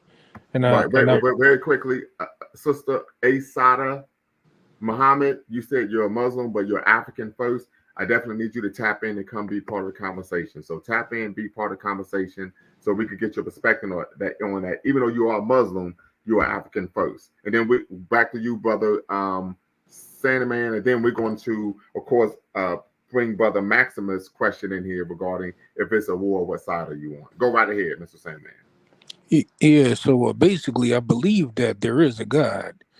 And that's the problem. That's the existential problem that I believe that I'm in the middle of. I believe that there's a God. It's just that the truth as to who the God is and what he believes or what he wants us to do here on Earth. I haven't 100% discovered out Right. yet. Well, let me say this: for the concept that God is singularly a man is something that is alien to African culture. When you study African cultures from antiquity to medieval, even to, of course, the modern or contemporary times, there is a duality, male and female, right? So I think that's something that once again that would be an issue in terms of this concept of the higher power, but you see it as primarily male. Many scholars have made made Yeah, argument but that that's one of the justifications of course, misogyny, right? Because of this concept that of course, that the God is male. So that is Also, something to can I consider add as well. can I ask you one thing? not all cultures in Africa believe in that manner.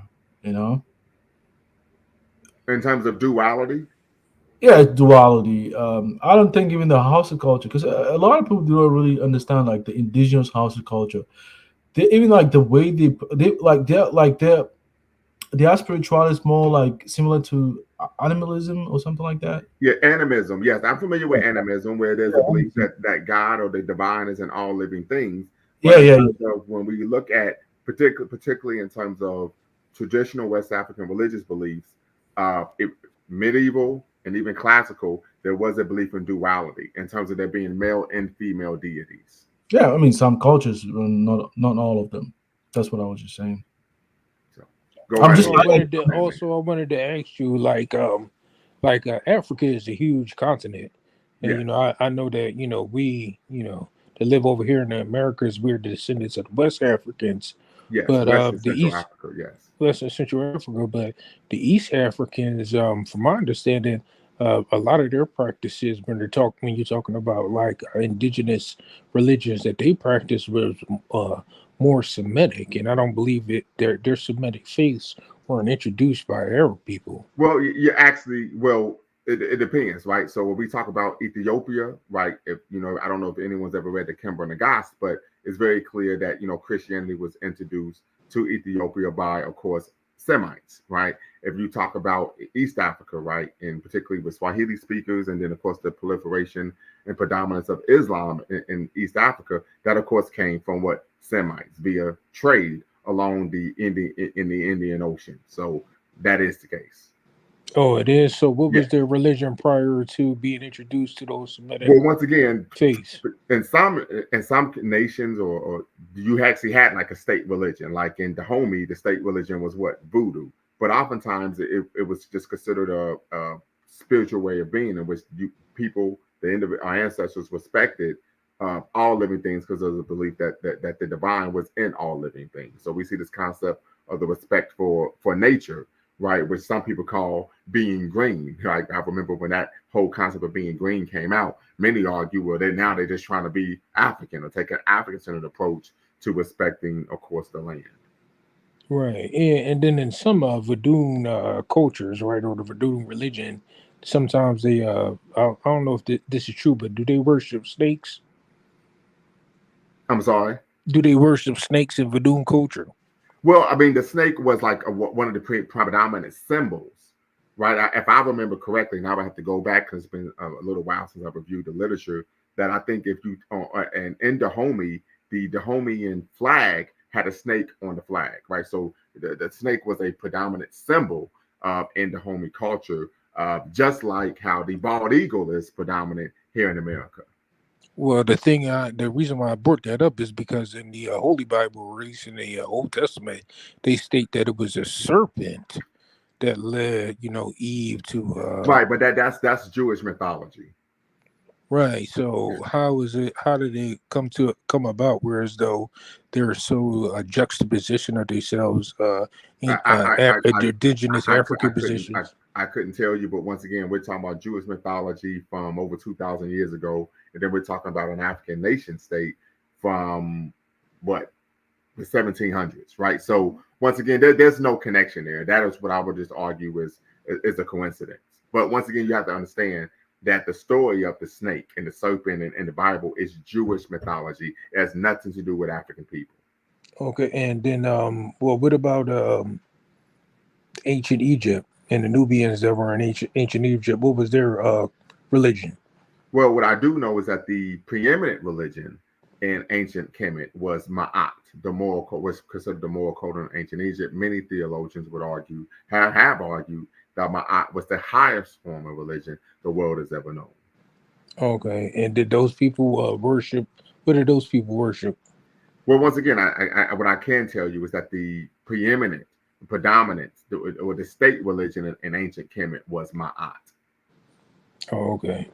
So it doesn't. You don't know if like they had any deities or anything like that? Well, I mean, there were different deities in ancient Kemet, but we also know that Pharaoh Akhenaten actually changed the religious order in Kemet, and when he became Pharaoh, he he brought Egypt under monotheistic created a monotheistic state religion, and of course in ancient Egypt. So that's why one of the claims I stated in terms of Abrahamic religions being anti-black, particularly from a historical standpoint, because they're omitting African history by claiming that Abraham was the first person to practice monotheism, when in fact it was, of course, Akhenaten.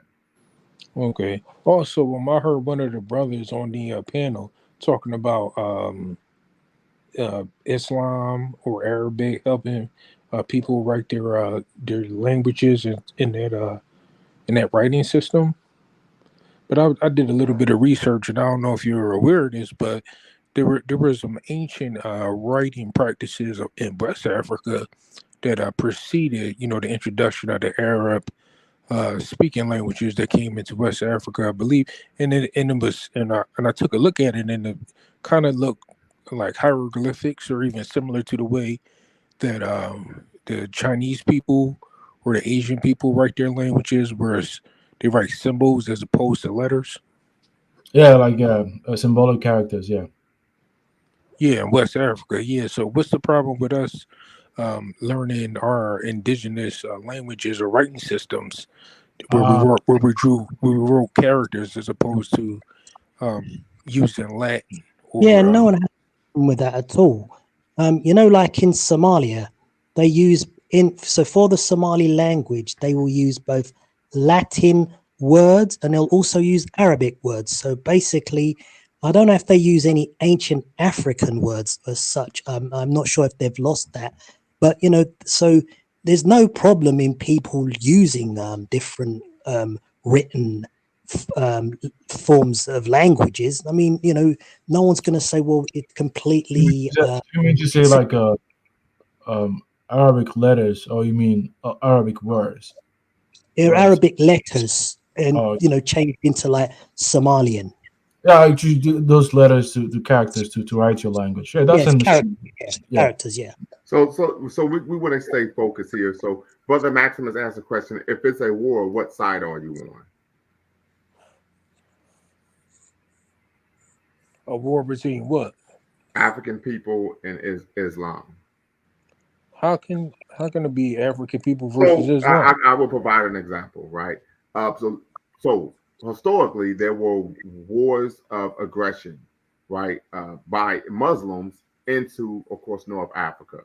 So if we could, of course, use the time stone like Thanos and go back to 7th century North Africa, um, would you fight alongside the invading Muslims, or would you fight alongside the Africans who are seeking to defend their land and their culture and religious way of life? Oh yeah, of course. If there were Arabs that were coming onto my land to rape and pillage us and force us under their rule, of course I would fight Of course. uh, Yeah. for my ethnic group. Yeah. Okay, Mr. Wright, your answer. Oh, definitely. I'm going to fight with my people against the Arabs or the European Christians as well. Very good. Right. Mr. Zongo Native. I mean, the answer is very obvious. Of course, you're gonna fight. You're gonna stay. You're gonna stand with your own people, regardless. Okay. Mr. J. Yeah, with me, I would have to go against everybody on this one, and I'd fight on the side of the Islamic peoples. So you would fight on the side of Islamic people against African people to take and rape and pillage their land. No, not to rape their land, not to Well, pillage. no, because this is what actually happened. So we're dealing with actual history here. This is what transpired. This is what was done in the 7th century. When was So it if done? you were to side with them, that means that's what you would be doing. No, I wouldn't be doing that. It would be like an expansion. Let him speak. Let him speak. So basically, I mean, it would be an expansionist war in order to create like a situation, a political situation like the one that Manzar Musa had. That's what you'd want to do. So you'd want to spread Islam into Right. Africa. And so that would be a war of aggression in which you would be seeking to what? Compulse people into what? Forcing people to become Muslim. No, you're not allowed to force people to become Muslim. Well, that's what happens when you engage in wars of aggression to expand your political empire under Islamic rule. Yeah, but Jay, I mean, Jay, we just have to be honest, right? I mean, the way everybody embraced the religion. I mean, now we all like our parents transferred the religion to us, but in the past, it's really unthinkable to think that someone just comes out of nowhere and just present a religion for you, and you're just going to embrace it. It's this is what actually happened. Actual history, African people were forced to convert to Islam at sword point. That actually transpired. That didn't transpire, did it? It did transpire. Because here's the thing. If it transpired, then how on earth are there Coptic Christians still living in Egypt? I'm so glad. Hold on. You asked a question. I'm going to answer it.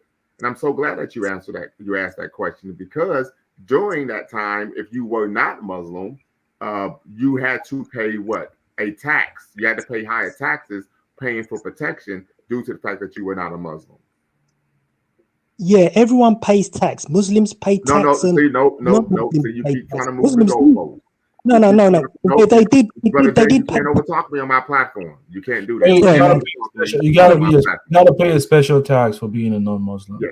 I'm sorry, Zongo. You gotta pay a special tax. Yeah, you did. You had to pay a special tax along with the taxes you were already paying to pay for protection based on the fact that you weren't a Muslim. If you didn't pay that tax, you could be killed. They would rape your wife and children. These are things that actually happened under Islamic rule, particularly the Ottoman Empire. Right. So now here's the situation. If you are paying the jizya, that's what it was called. It was called a jizya. Yeah, jizya. If you calculate the jizya, it was lower than the taxes that the Muslims had to pay. It was not. It was not lower. It was higher. I mean, there's no. Hold on. Wait. It was lower. Wait. No, stop. I'm trying to speak to you. I'm just saying, like, he shouldn't have to. No. I got this. I got this. I said at the top of my show that one of the core rules here at Lumumba Speaks and Be Quran Network is we do not allow people to make claims that are patently false. The claim that you made, Brother Jay, I'm sorry, is adverse to the facts. That's just the reality. We've gone over this. I've sent you literature. You provided your email. I sent you literature on anti-Blackness in Islam. You refused to read it. Don't know why you refused to read it. Quite frankly, that's not my concern, right? However, you cannot come on. No. You cannot come on my platform and make claims that are patently false and ahistorical. I don't allow that, irrespective of who the person is. I've had my sister on my platform. I've had my cousins on my platform. My parents may even come on my platform one day.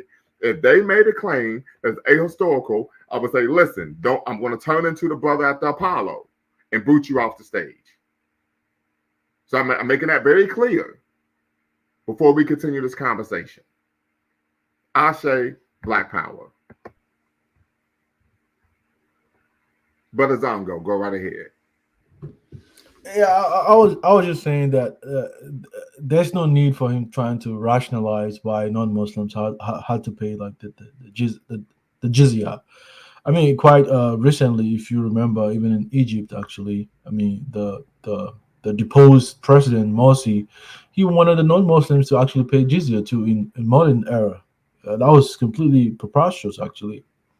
So there's no point in trying to rationalize that. Understood. Lumumba Speaks. Can I ask you a question, brother? Please, yes, you can. So you're saying that the information I have about the jizya is wrong. Okay. So can you calculate per annum how much the non-Muslims were charged the jizya? I mean, let's not play semantics on this, man. No, I'm not playing semantics on it. I mean, I need clarification. Well, once again, brother, I sent you literature on this subject matter. If you didn't read it, I can't help you. I mean, what it was is they were required to pay that because first of all, like the non-Muslims were not allowed to join the military of the Muslims, right? So No, had to they were, join. They did join. they were required to pay that as a protection given to them by the Muslim army. I mean, come on, man. Like, No, I mean, I'll admit to this thing. All right? imagine living in a society and being a minority and being treated like that. I mean, come on, man.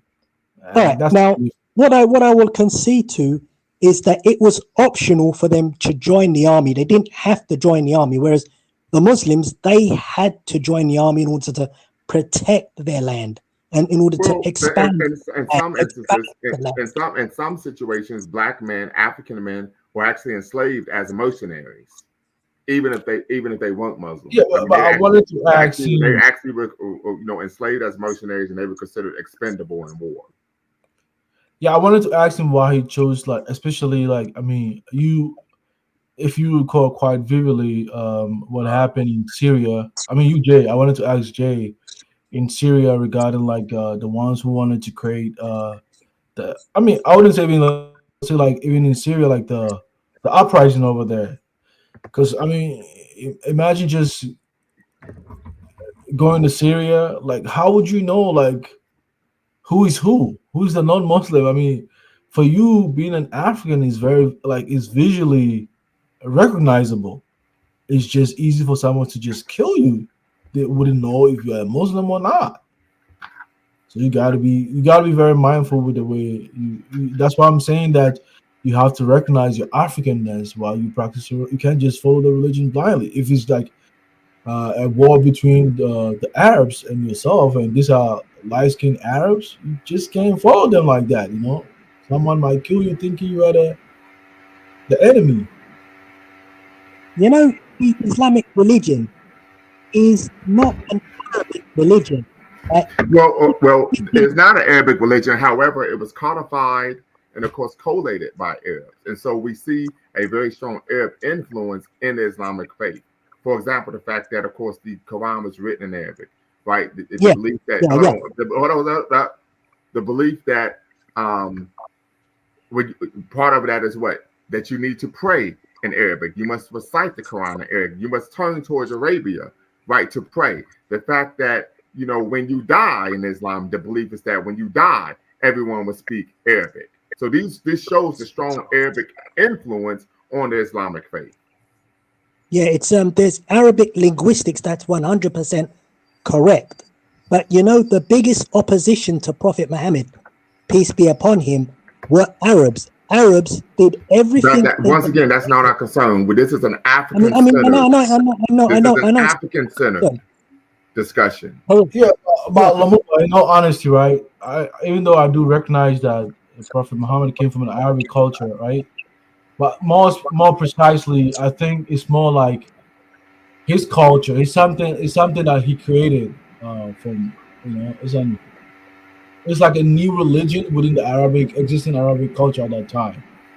Just yeah, to give some kind of clarity No, on that. I get all of that. Yeah. Once again, on this show, we have African centered critiques, but we're gonna Sister Michelle join also known as Pro Woman. We're doing a show on Sunday based on the conversation we had last Sunday, and that show is titled "Does Higher Education Matter for the Black Community?" So that's a conversation I definitely think you should want to tap in on based on the conversation we had last Sunday. But Sister Joyner, Pro Woman, prolific, professional, proactive. What say you? Hi, fellas. Hi, chat. Hi, everybody. Thanks so much for platform. no, how you doing?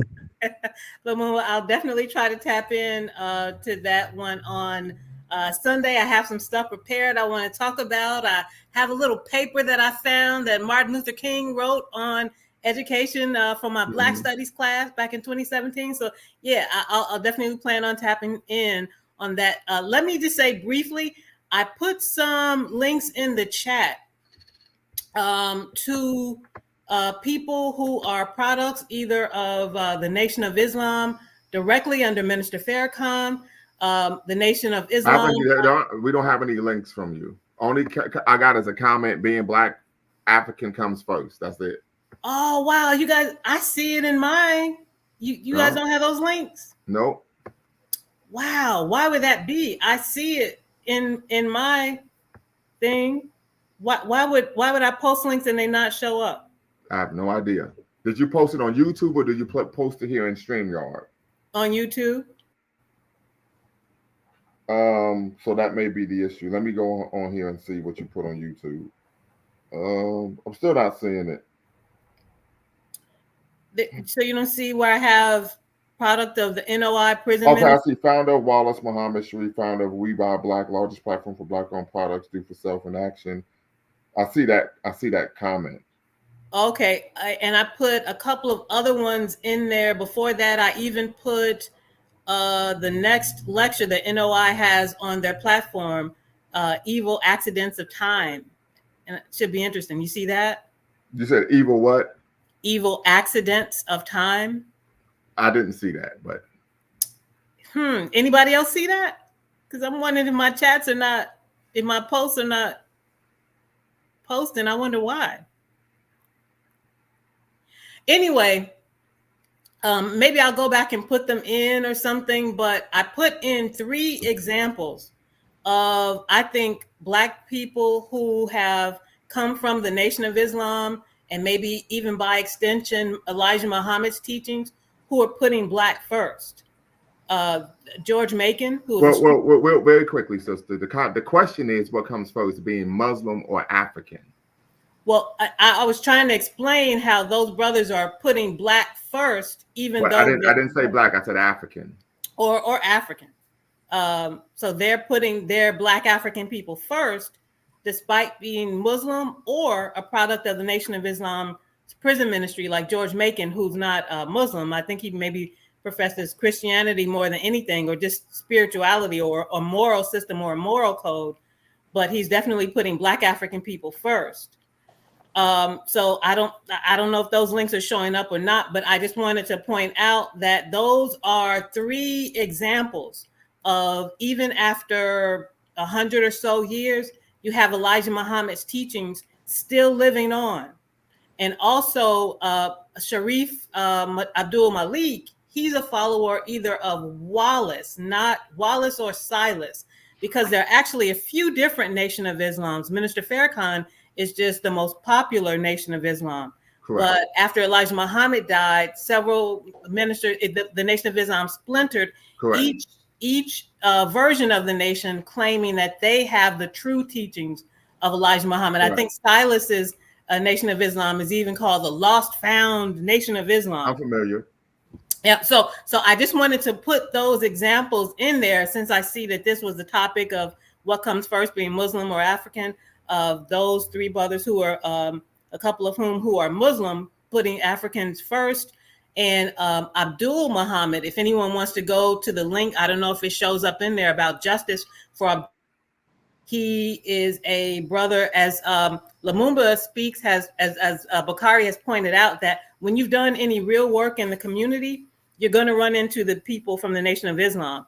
And one of those people you may run into would be somebody like Abdul Muhammad, who was an excellent principal at Lindblom High School here in Chicago. Some white teachers got together, colluded to get him fired. And he has a whole platform, a whole page where you can go and support and find out more about the issue, called Justice for Abdul Muhammad. So that's just an example of the Nation of Islam people at their best. When they're at their best and they're in the community, they're putting Black African first, even above being Muslim. However, now hold on now putting the now see, you were cooking at the barbecue, and I was eating it all up. I actually asked for seconds, okay, but now no, in the Nation of Islam, what is preeminent is being Muslim. And I know this. I know this not only because I frequent their meetings, also because I actually have, drum roll please, the teachings of Elijah Muhammad right here, the Supreme Wisdom Lessons by Master W.D. Farad Muhammad, who is serving the Most Honorable Elijah Muhammad. So I actually have the teachings right here. So there may be a Black-centered ethos, but the teachings promotes, first and foremost, being Muslim first. I know this because I've gone through dozens in the Nation of Islam meetings, study groups, the whole 9. So I know this because this is what it said in the study groups, in the meetings. But Lumumba, I have a question for you. I've been in several study groups and meetings too, but I have a question. All right, so who has the question? Me, actually. Okay, Zongo. Okay. Because the thing is, I think the topic in itself, I think, is inaccurate. Because I mean, how can you compare someone's Africanness with the faith? Well, I'm so glad that you asked that question. So one, this is the three-part series. We've done a three-part series on Inside the Nation of Islam, called the community. The first part is we talk in general about the Nation of Islam, the history of the organization, and some of the nefarious activities that have taken place in the organization. Second, we looked at exclusively at the teachings of the Nation of Islam, that were rather charismatic and, of course, ahistorical in nature. And then third, of course, we're talking about from a Pan-Africanist perspective, in the ideology of Pan-Africanism, one's African identity, or as Sister Joyner would like to use the term black, as we could use them, interchangeably, is preeminent to any other identity. And so being African or being black is your most salient identity, right? And so that is, of course, one of the core tenets of Pan-Africanism. And that's why we're having this conversation this evening. Because if you look at like Nation of Islam in America historically, the way racially they were mostly black people, but the way they saw the faith of Islam, I feel like it's like, just to draw some kind of a parallel with computer, like the people were the computer, but the software is the faith, right? And to them, Islam, black identity was almost the same thing to them before they got. I mean, from my understanding, it seems to me historically, the Nation of Islam view is Islam as a faith to help their people. I mean, because they it was like a black faith to them, if I can be just precise, because they didn't see any other groups as part of that religion, because they used to demonize white people as being devils by that faith. So you can also argue how Nation of Islam started historically, that the faith was a black faith, an African faith in Americas. Okay, I don't get the point you're trying to make. The point I'm trying to make is the topic saying being Muslim or African, which comes first. And I'm saying I think I could might be able to explain. So I think the issue here is if you believe that there's a God, if you truly believe that there's a God, then you'll be a fool to take a people over the most powerful thing in the universe, right? So it's just common sense to say I would choose a God over people, even if the people look like me. Now, in the Holy I would say Bible, that's common sense, because some of the greatest leaders that African people have ever had were what they put their African identity superseded any religious belief. No, see, that's the thing. I didn't say religion. I said God. So if you believe that there's a higher power that created everything, but once then again, you'll be a fool. Once again, you're moving the goalposts. You're becoming you're diluting. Well, here we're not talking about God. We're talking about the Nation of Islam, and a byproduct. We're talking about Islam. So Lumumba, I was going to get to the bottom of that though. So, and I don't know about the in the Holy Quran, but I know that in the Bible the word religion isn't even brought up. The word isn't the religion. Something like a religion is man-made. It's basically just a culture. So what happens is if you follow the Holy Quran or the Holy Bible and you think that those books are consecrated and it's the truth of the Word of God, then you create a religion or a culture based on the tenets of those scriptures or those books, right? So the thing is, so Lumumba, you mean to tell me the Nation of Islam during its inception, they had a confusion regarding their racial identity, like being an African, like the Africanness. Well, once again, maybe I don't know if you're being obtuse or if you just weren't listening, but I talked about earlier in the show that Elijah Muhammad, in his book The Fall of America, stated that the only civilized people in Africa were Christians and Muslims. He actually states this in his book.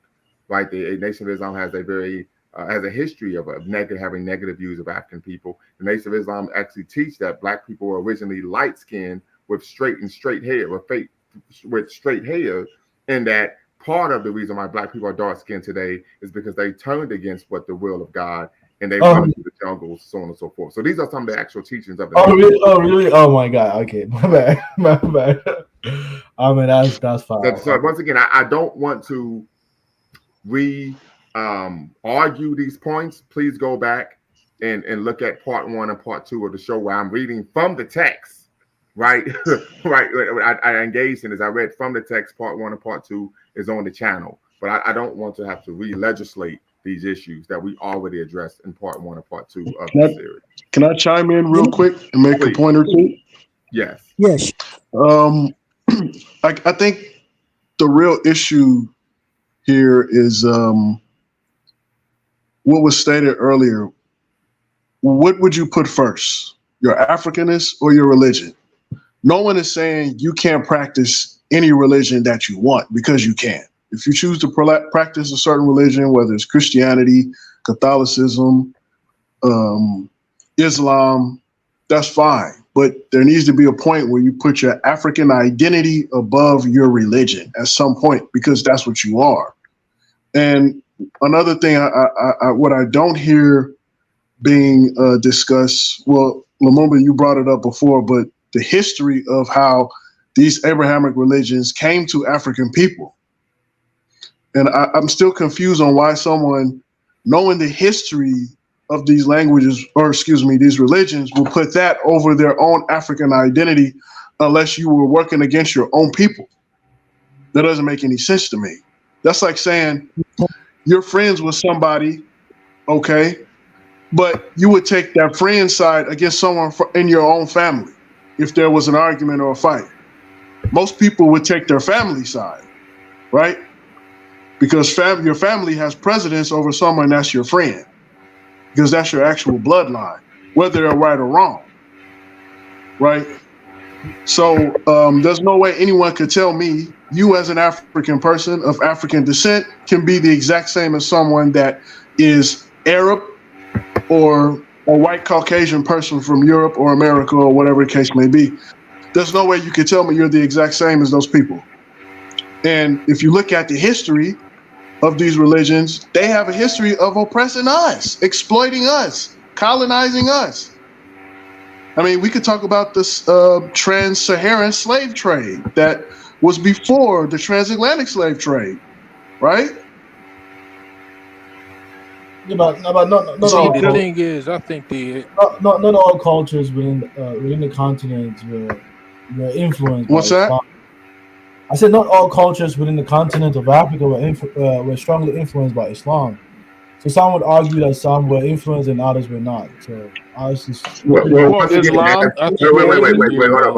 wait. That has nothing to do with what he just said. He's not talking about Islamic influence of different cultures, right? He talked about what you just talked about, the transatlantic slave trade and the history of anti-blackness and the Islamic religion. Am I correct? Am I right or wrong, Mr. Wright? Yes. Right. So we're Yes, not that's cool. This keeps happening when we have these conversations. People keep moving the goalposts. They try to bring up something else. But what about this? We don't do whataboutism here. We're going to stay on point like Stacey Adams. Okay. It's kind of like a vague question, because let me get some you clarity. say, what is Africanness? Is Africanness a culture? No, we're talking about in terms of one's identity. That's what I want to ask. What is Africanness? What does that mean? So you're saying, do you pick your race over a religion? Correct. Okay, yeah, because there's several different cultures in Africa. There isn't one unanimous.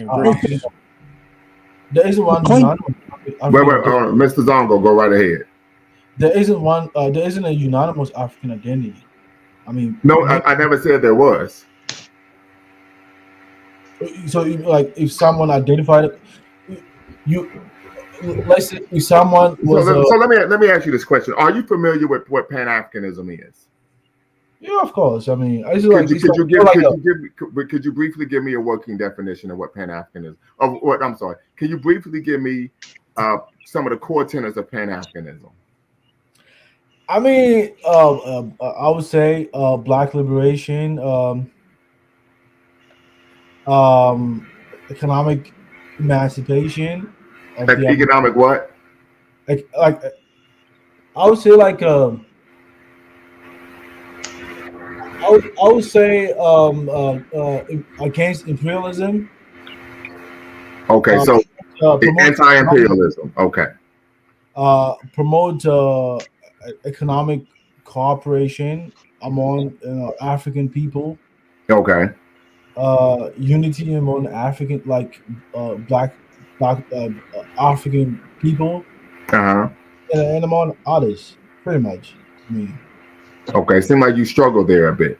But the preeminent tenet of Pan-Africanism that comes first before anything else is that one's African identity is their most salient identity.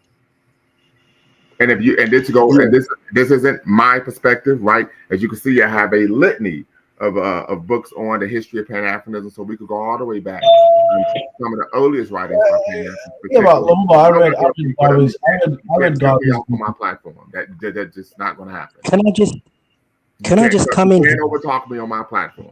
That's just, you can say, hey, I got a question, but you can't overtalk me on my platform. I want to be able to make my point that the earliest Pan Africanist written manifesto, David Walker's Appeal, written in 1829, of course, promoted these core concepts and tenets of one's African identity is preeminent, right? And so we find this with the writings of course, Marcus Garvey. We find this with Kwame Nkrumah. We find this with many of the greatest Pan Africanists that ever lived. Even one many would argue, Yaa Santawa, and some of the work that she did, right, was focused on this concept of one's African identity being what is most Yeah, salient. but people also argue that Pan Africanism was against African culture too.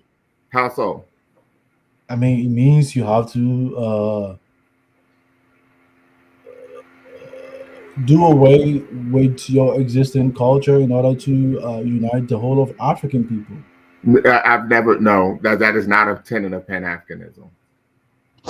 Can I just basically Sister Joy, you're going to pro woman, prolific, pro life, professional. You're next. Okay. Jay, go right ahead. basically my perspective is this. I want the very best for the people of Africa, okay? I'm sorry? Now, I want the very best for the Okay. people of Africa. That's firstly, okay? Now, when I look to a country like China, I see China is relatively successful. Now, Mao Zedong came to China. He was a Chinese man, and he used a foreign ideology known as communism in order to help develop and move the country forward. Now, he didn't say to himself, "Oh my God, you know that Joseph Stalin and this communism, it really has a bad track record." What he did is he learned from the values and the principles of communism and he applied it. Then came along a man called Deng Xiaoping. Deng Xiaoping used free market capitalism as a way to bankroll the communist Chinese ideology. Now people are condemning Deng Xiaoping and thinking, hold on a minute, why would you use this this ideology from white supremacists that has enslaved the entire world? Why would you use this in order to help the Chinese? And he said, listen, at the end of the day, I'm concerned about making China better. So what he did is he focused upon the values, the concepts, the ideas of Marxism and free market capitalism in order to ask himself, how can we unify the Chinese people? How can we move them forward? He left behind all the culture of the Qing dynasty, the Ming dynasty. He just left that behind and used modern communism and free market capitalism to move forward. Now, what I'm saying with Africa, we have to do whatever it takes to bring Africa to the level of Wakanda, to the level of Mansa Musa's Mali. We need to bring it to that level. I'm willing to apply Christianity, socialism, Islam, communism, any way of life that will help us move forward, even Pan-Africanism. I don't care. I'm looking at how is Africa gonna get out of the disastrous, most horrific situation that it's in? We need solutions. Now you talk about, oh yeah, the Muslims, they did some bad things to us. Africans have been doing some pretty bad and wicked things to themselves. They've been enslaving themselves. They've been Well, committing so genocide against I'm themselves. going to stop. I'm going to stop you right there. One, and this happens a lot when people are apologists for Christian or even Islamic enslavement of African people. They bring up African people enslaving African people. Unfortunately, that is true, but there is a stark difference between chattel enslavement, the complete dehumanization of a person, and the type of African enslavement that was taking place in traditional African cultures, where people were treated like human beings, subjects were treated like human beings, and then, of course, there was even opportunities for those individuals to rise up not only in the family, become members of the family, but also do what? Become leaders in society, right? So those are two different things. The other issue is that what we find is that yes, you can use different concepts and ideas to promote a nation state, right? You talk about communism and capitalism. We're talking about, of course, the political economy, right? What we're speaking to is the adverse effect that these alien religions, particularly in terms of this case, Islam, have on not only African people's identity, but our cultural way of being, right? And so this is something that we're covering. But pro-woman, pro-life, prolific, professional, go right ahead. Yeah, I'll be brief and I'm gonna jump off. I make the point, you refute my point, and then you cut me off, and I can't even address the point that I made. I even forget what I was making. Let me just speak to this briefly about the whole these religions, that you cannot be pro-black or pro-African, pan-African, and be a Christian or Muslim or any of these other kinds of religions. Yeah, you kind of can. I gave examples in the chat of three brothers who were putting black first, despite them being Muslim, or African first, black, despite them being Muslim. My concern right now is not to get everybody away from their particular religion as much as finding the nugget or the kernel of a common concern of them wanting to see power, peace, freedom, and justice for African people within that religion. One could argue that it was African chiefs who traded us over here who had their traditional African religion. What remains of traditional African religion now, there's a lot good in it, but there's also some superstition and mystical. Oh yeah, but you have superstition and mysticism and mythology in all religions.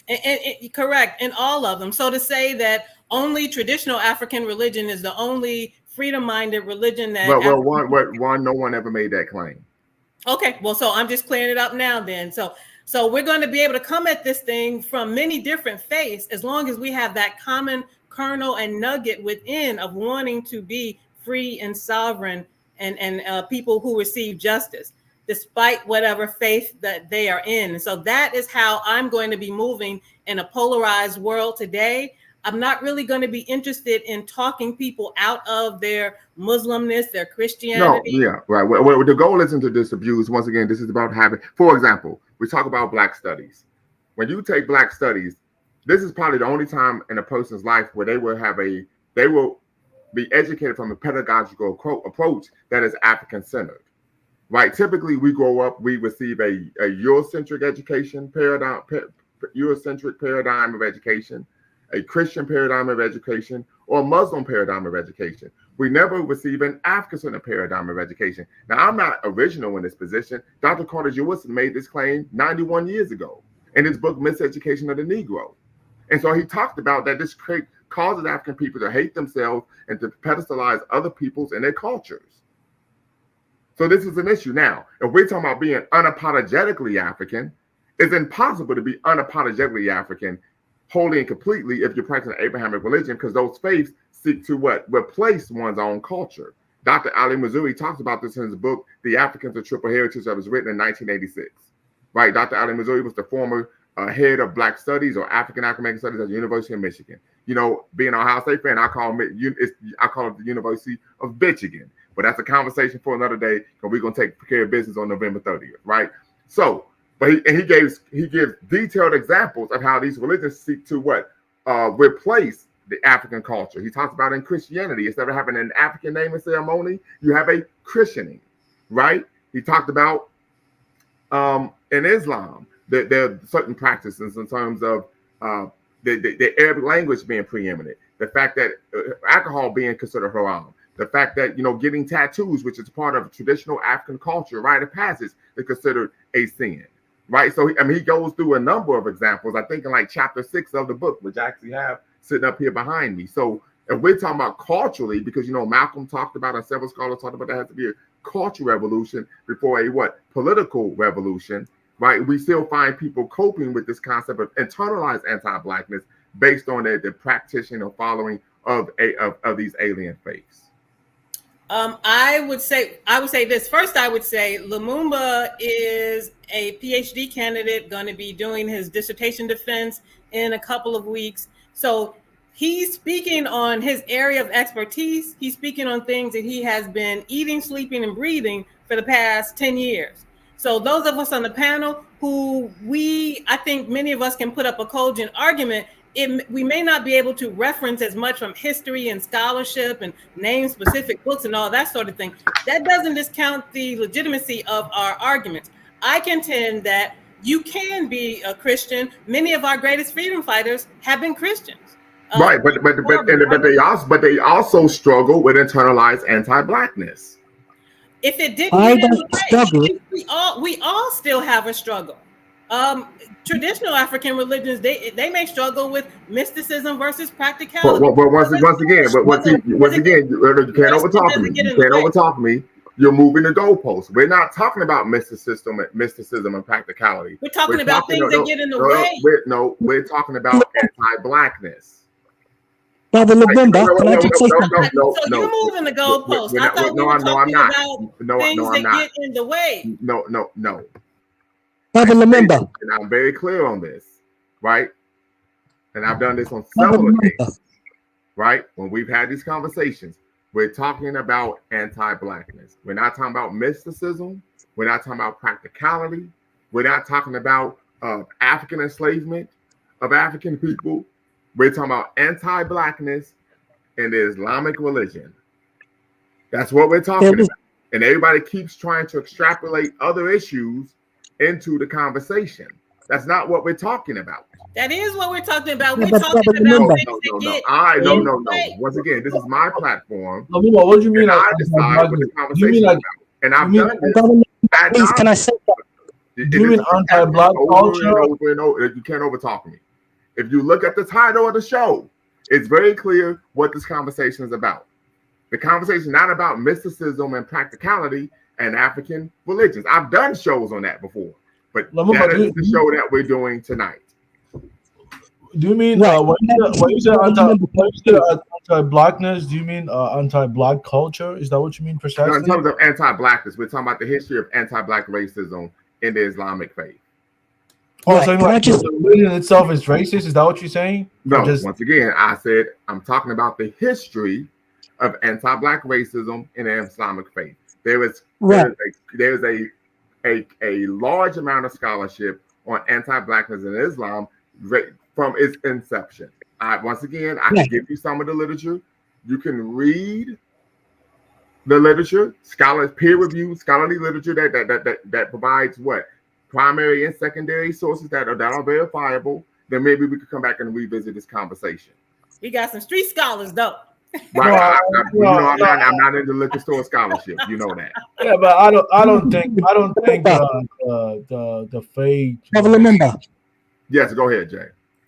Yes, so basically, with me, even though I earlier said that if it came between Africans and Islam, the Islamic faith would have to take precedence because I'm concerned about my afterlife. But I do not believe myself that I'm anti-African. I never said that you were.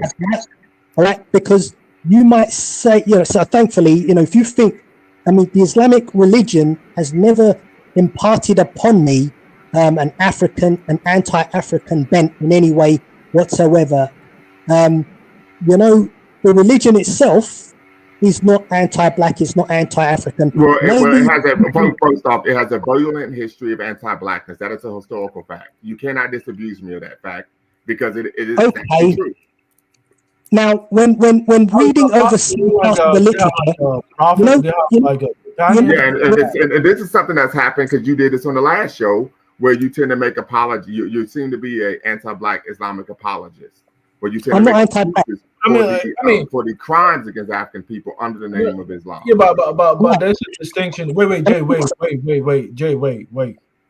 We have to draw a distinction between the practices of Muslim and what the religion as an ideologue states. Is there any verses in the Quran that the religion is strictly against black people? Well, I mean, there are some verses in the Quran and Hadith that we've covered once again on previous shows. Because, like I said, I'm not going to re-legislate this, right? What you No, can do really. is go back. No, it's not. It's Pull it not out. against black people. Another time. Can't do that. Yeah, but it's not against black people. Once I again, as I stated before. Yeah, I get what you're saying. Once again, so you keep trying to overtalk me. When you ask me a question, I start to answer you. You can't overtalk me on my platform. It doesn't work that way, right? Once again, is this a conversation or a dictatorship? What's up? Once again, we can have a conversation, but you can't overtalk me on my platform. When I go on other people's platforms, I don't overtalk them. When they say, "Hey, stop," I stop. Yeah, but we came to support your show. You have to give people us off when chance they can't to finish their express our point. thoughts. But once again, as I stated, I don't allow people. I have ground rules on my show. I don't allow people to make claims that are patently false. I stated at the beginning, if you make a claim that is ahistorical, that is averse to the facts, I will cut you off. I make that very clear every show at the beginning. I've been doing this. For 4 years. Remember. All right. I mean, when I spoke about Jay, wait. You're discounting people's opinions. You will be able to have more facts, more information, and more scholarship.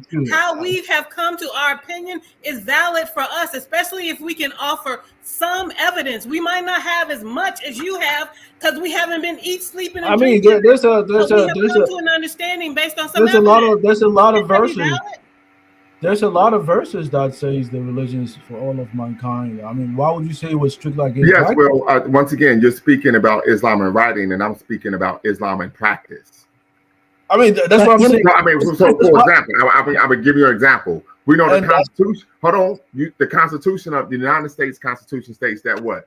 But everyone, it has the right to life, liberty, and the pursuit of happiness. That's what the Constitution says in writing. But in practice, we know that's not the case.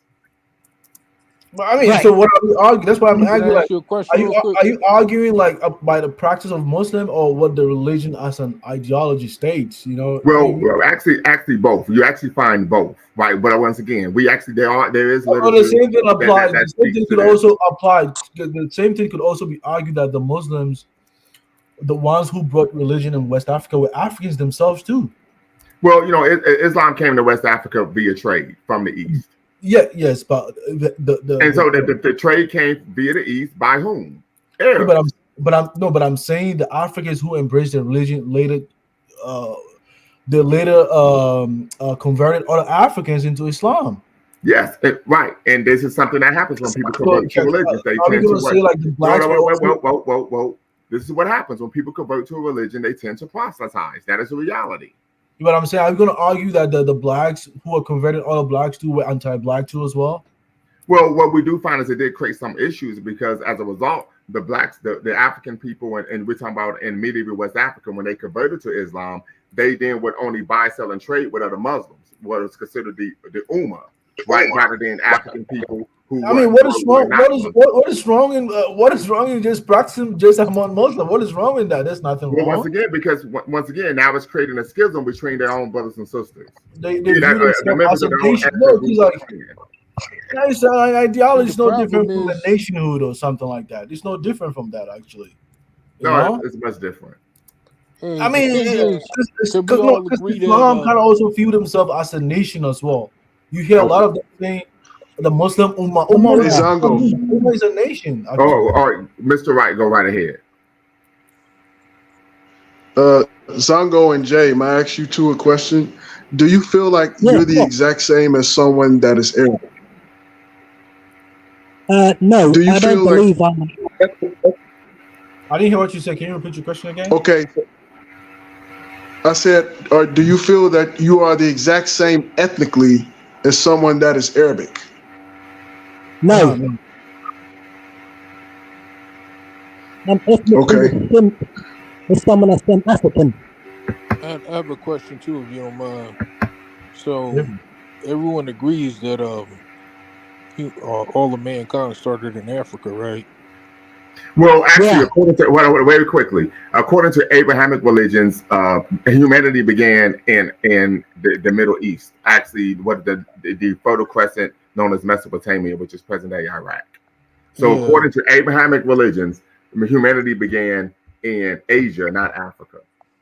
So technically, if all human beings come from Africa, then all human beings are African, right?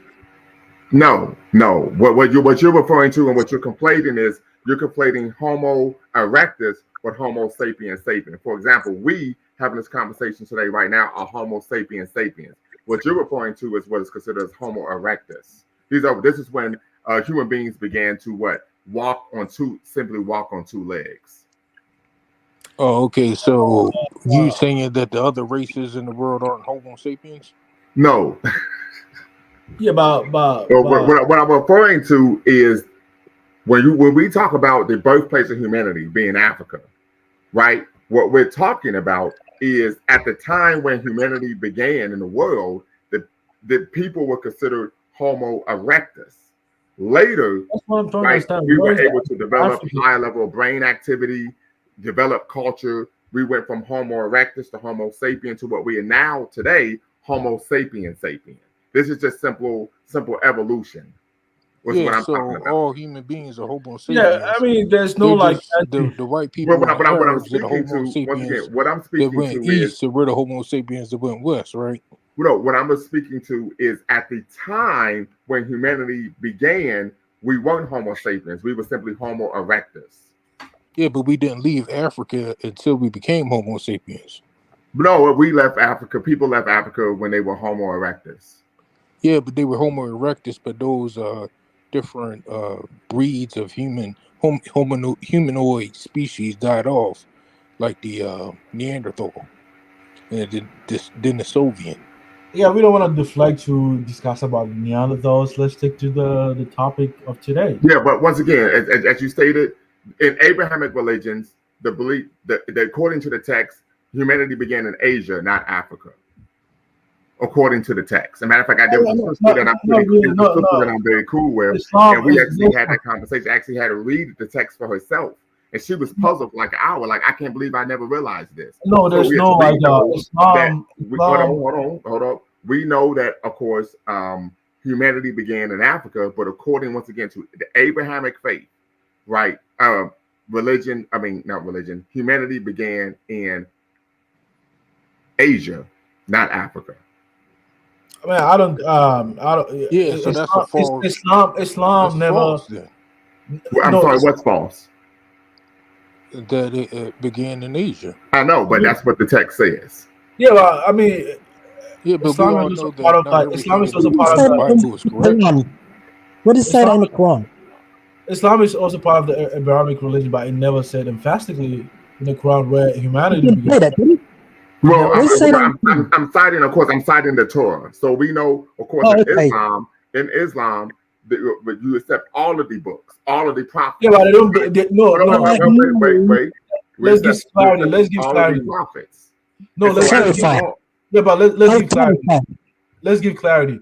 Islamic people do believe in all the books, but they don't believe in the current version. They don't even trust the current version. They believe it has been that's adopted. great. However, once again, in the text, this is what it claims. This is what it says. Yeah, so if they don't believe it, you just don't. But that's not in the Quran, though. Well, okay, I didn't say it was in the Quran, and I Okay, said okay, cool, cool, Abrahamic. cool. I said Abraham. I did not exclusively say Islam. I said Yeah, but Abrahamic.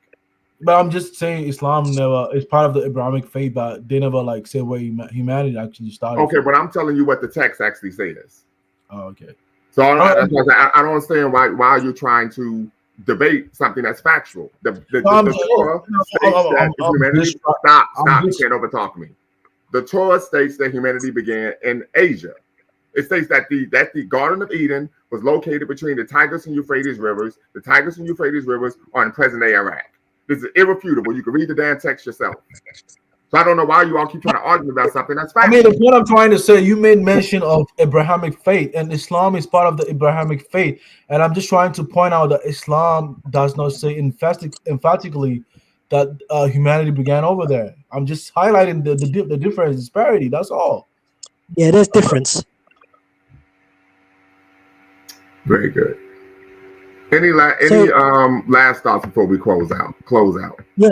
So basically, I was reading some aspects of the literature that you put forward. I didn't read it all.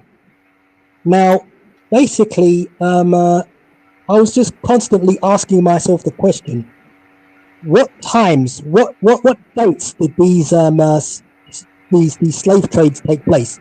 Well, you need to read the text in its entirety.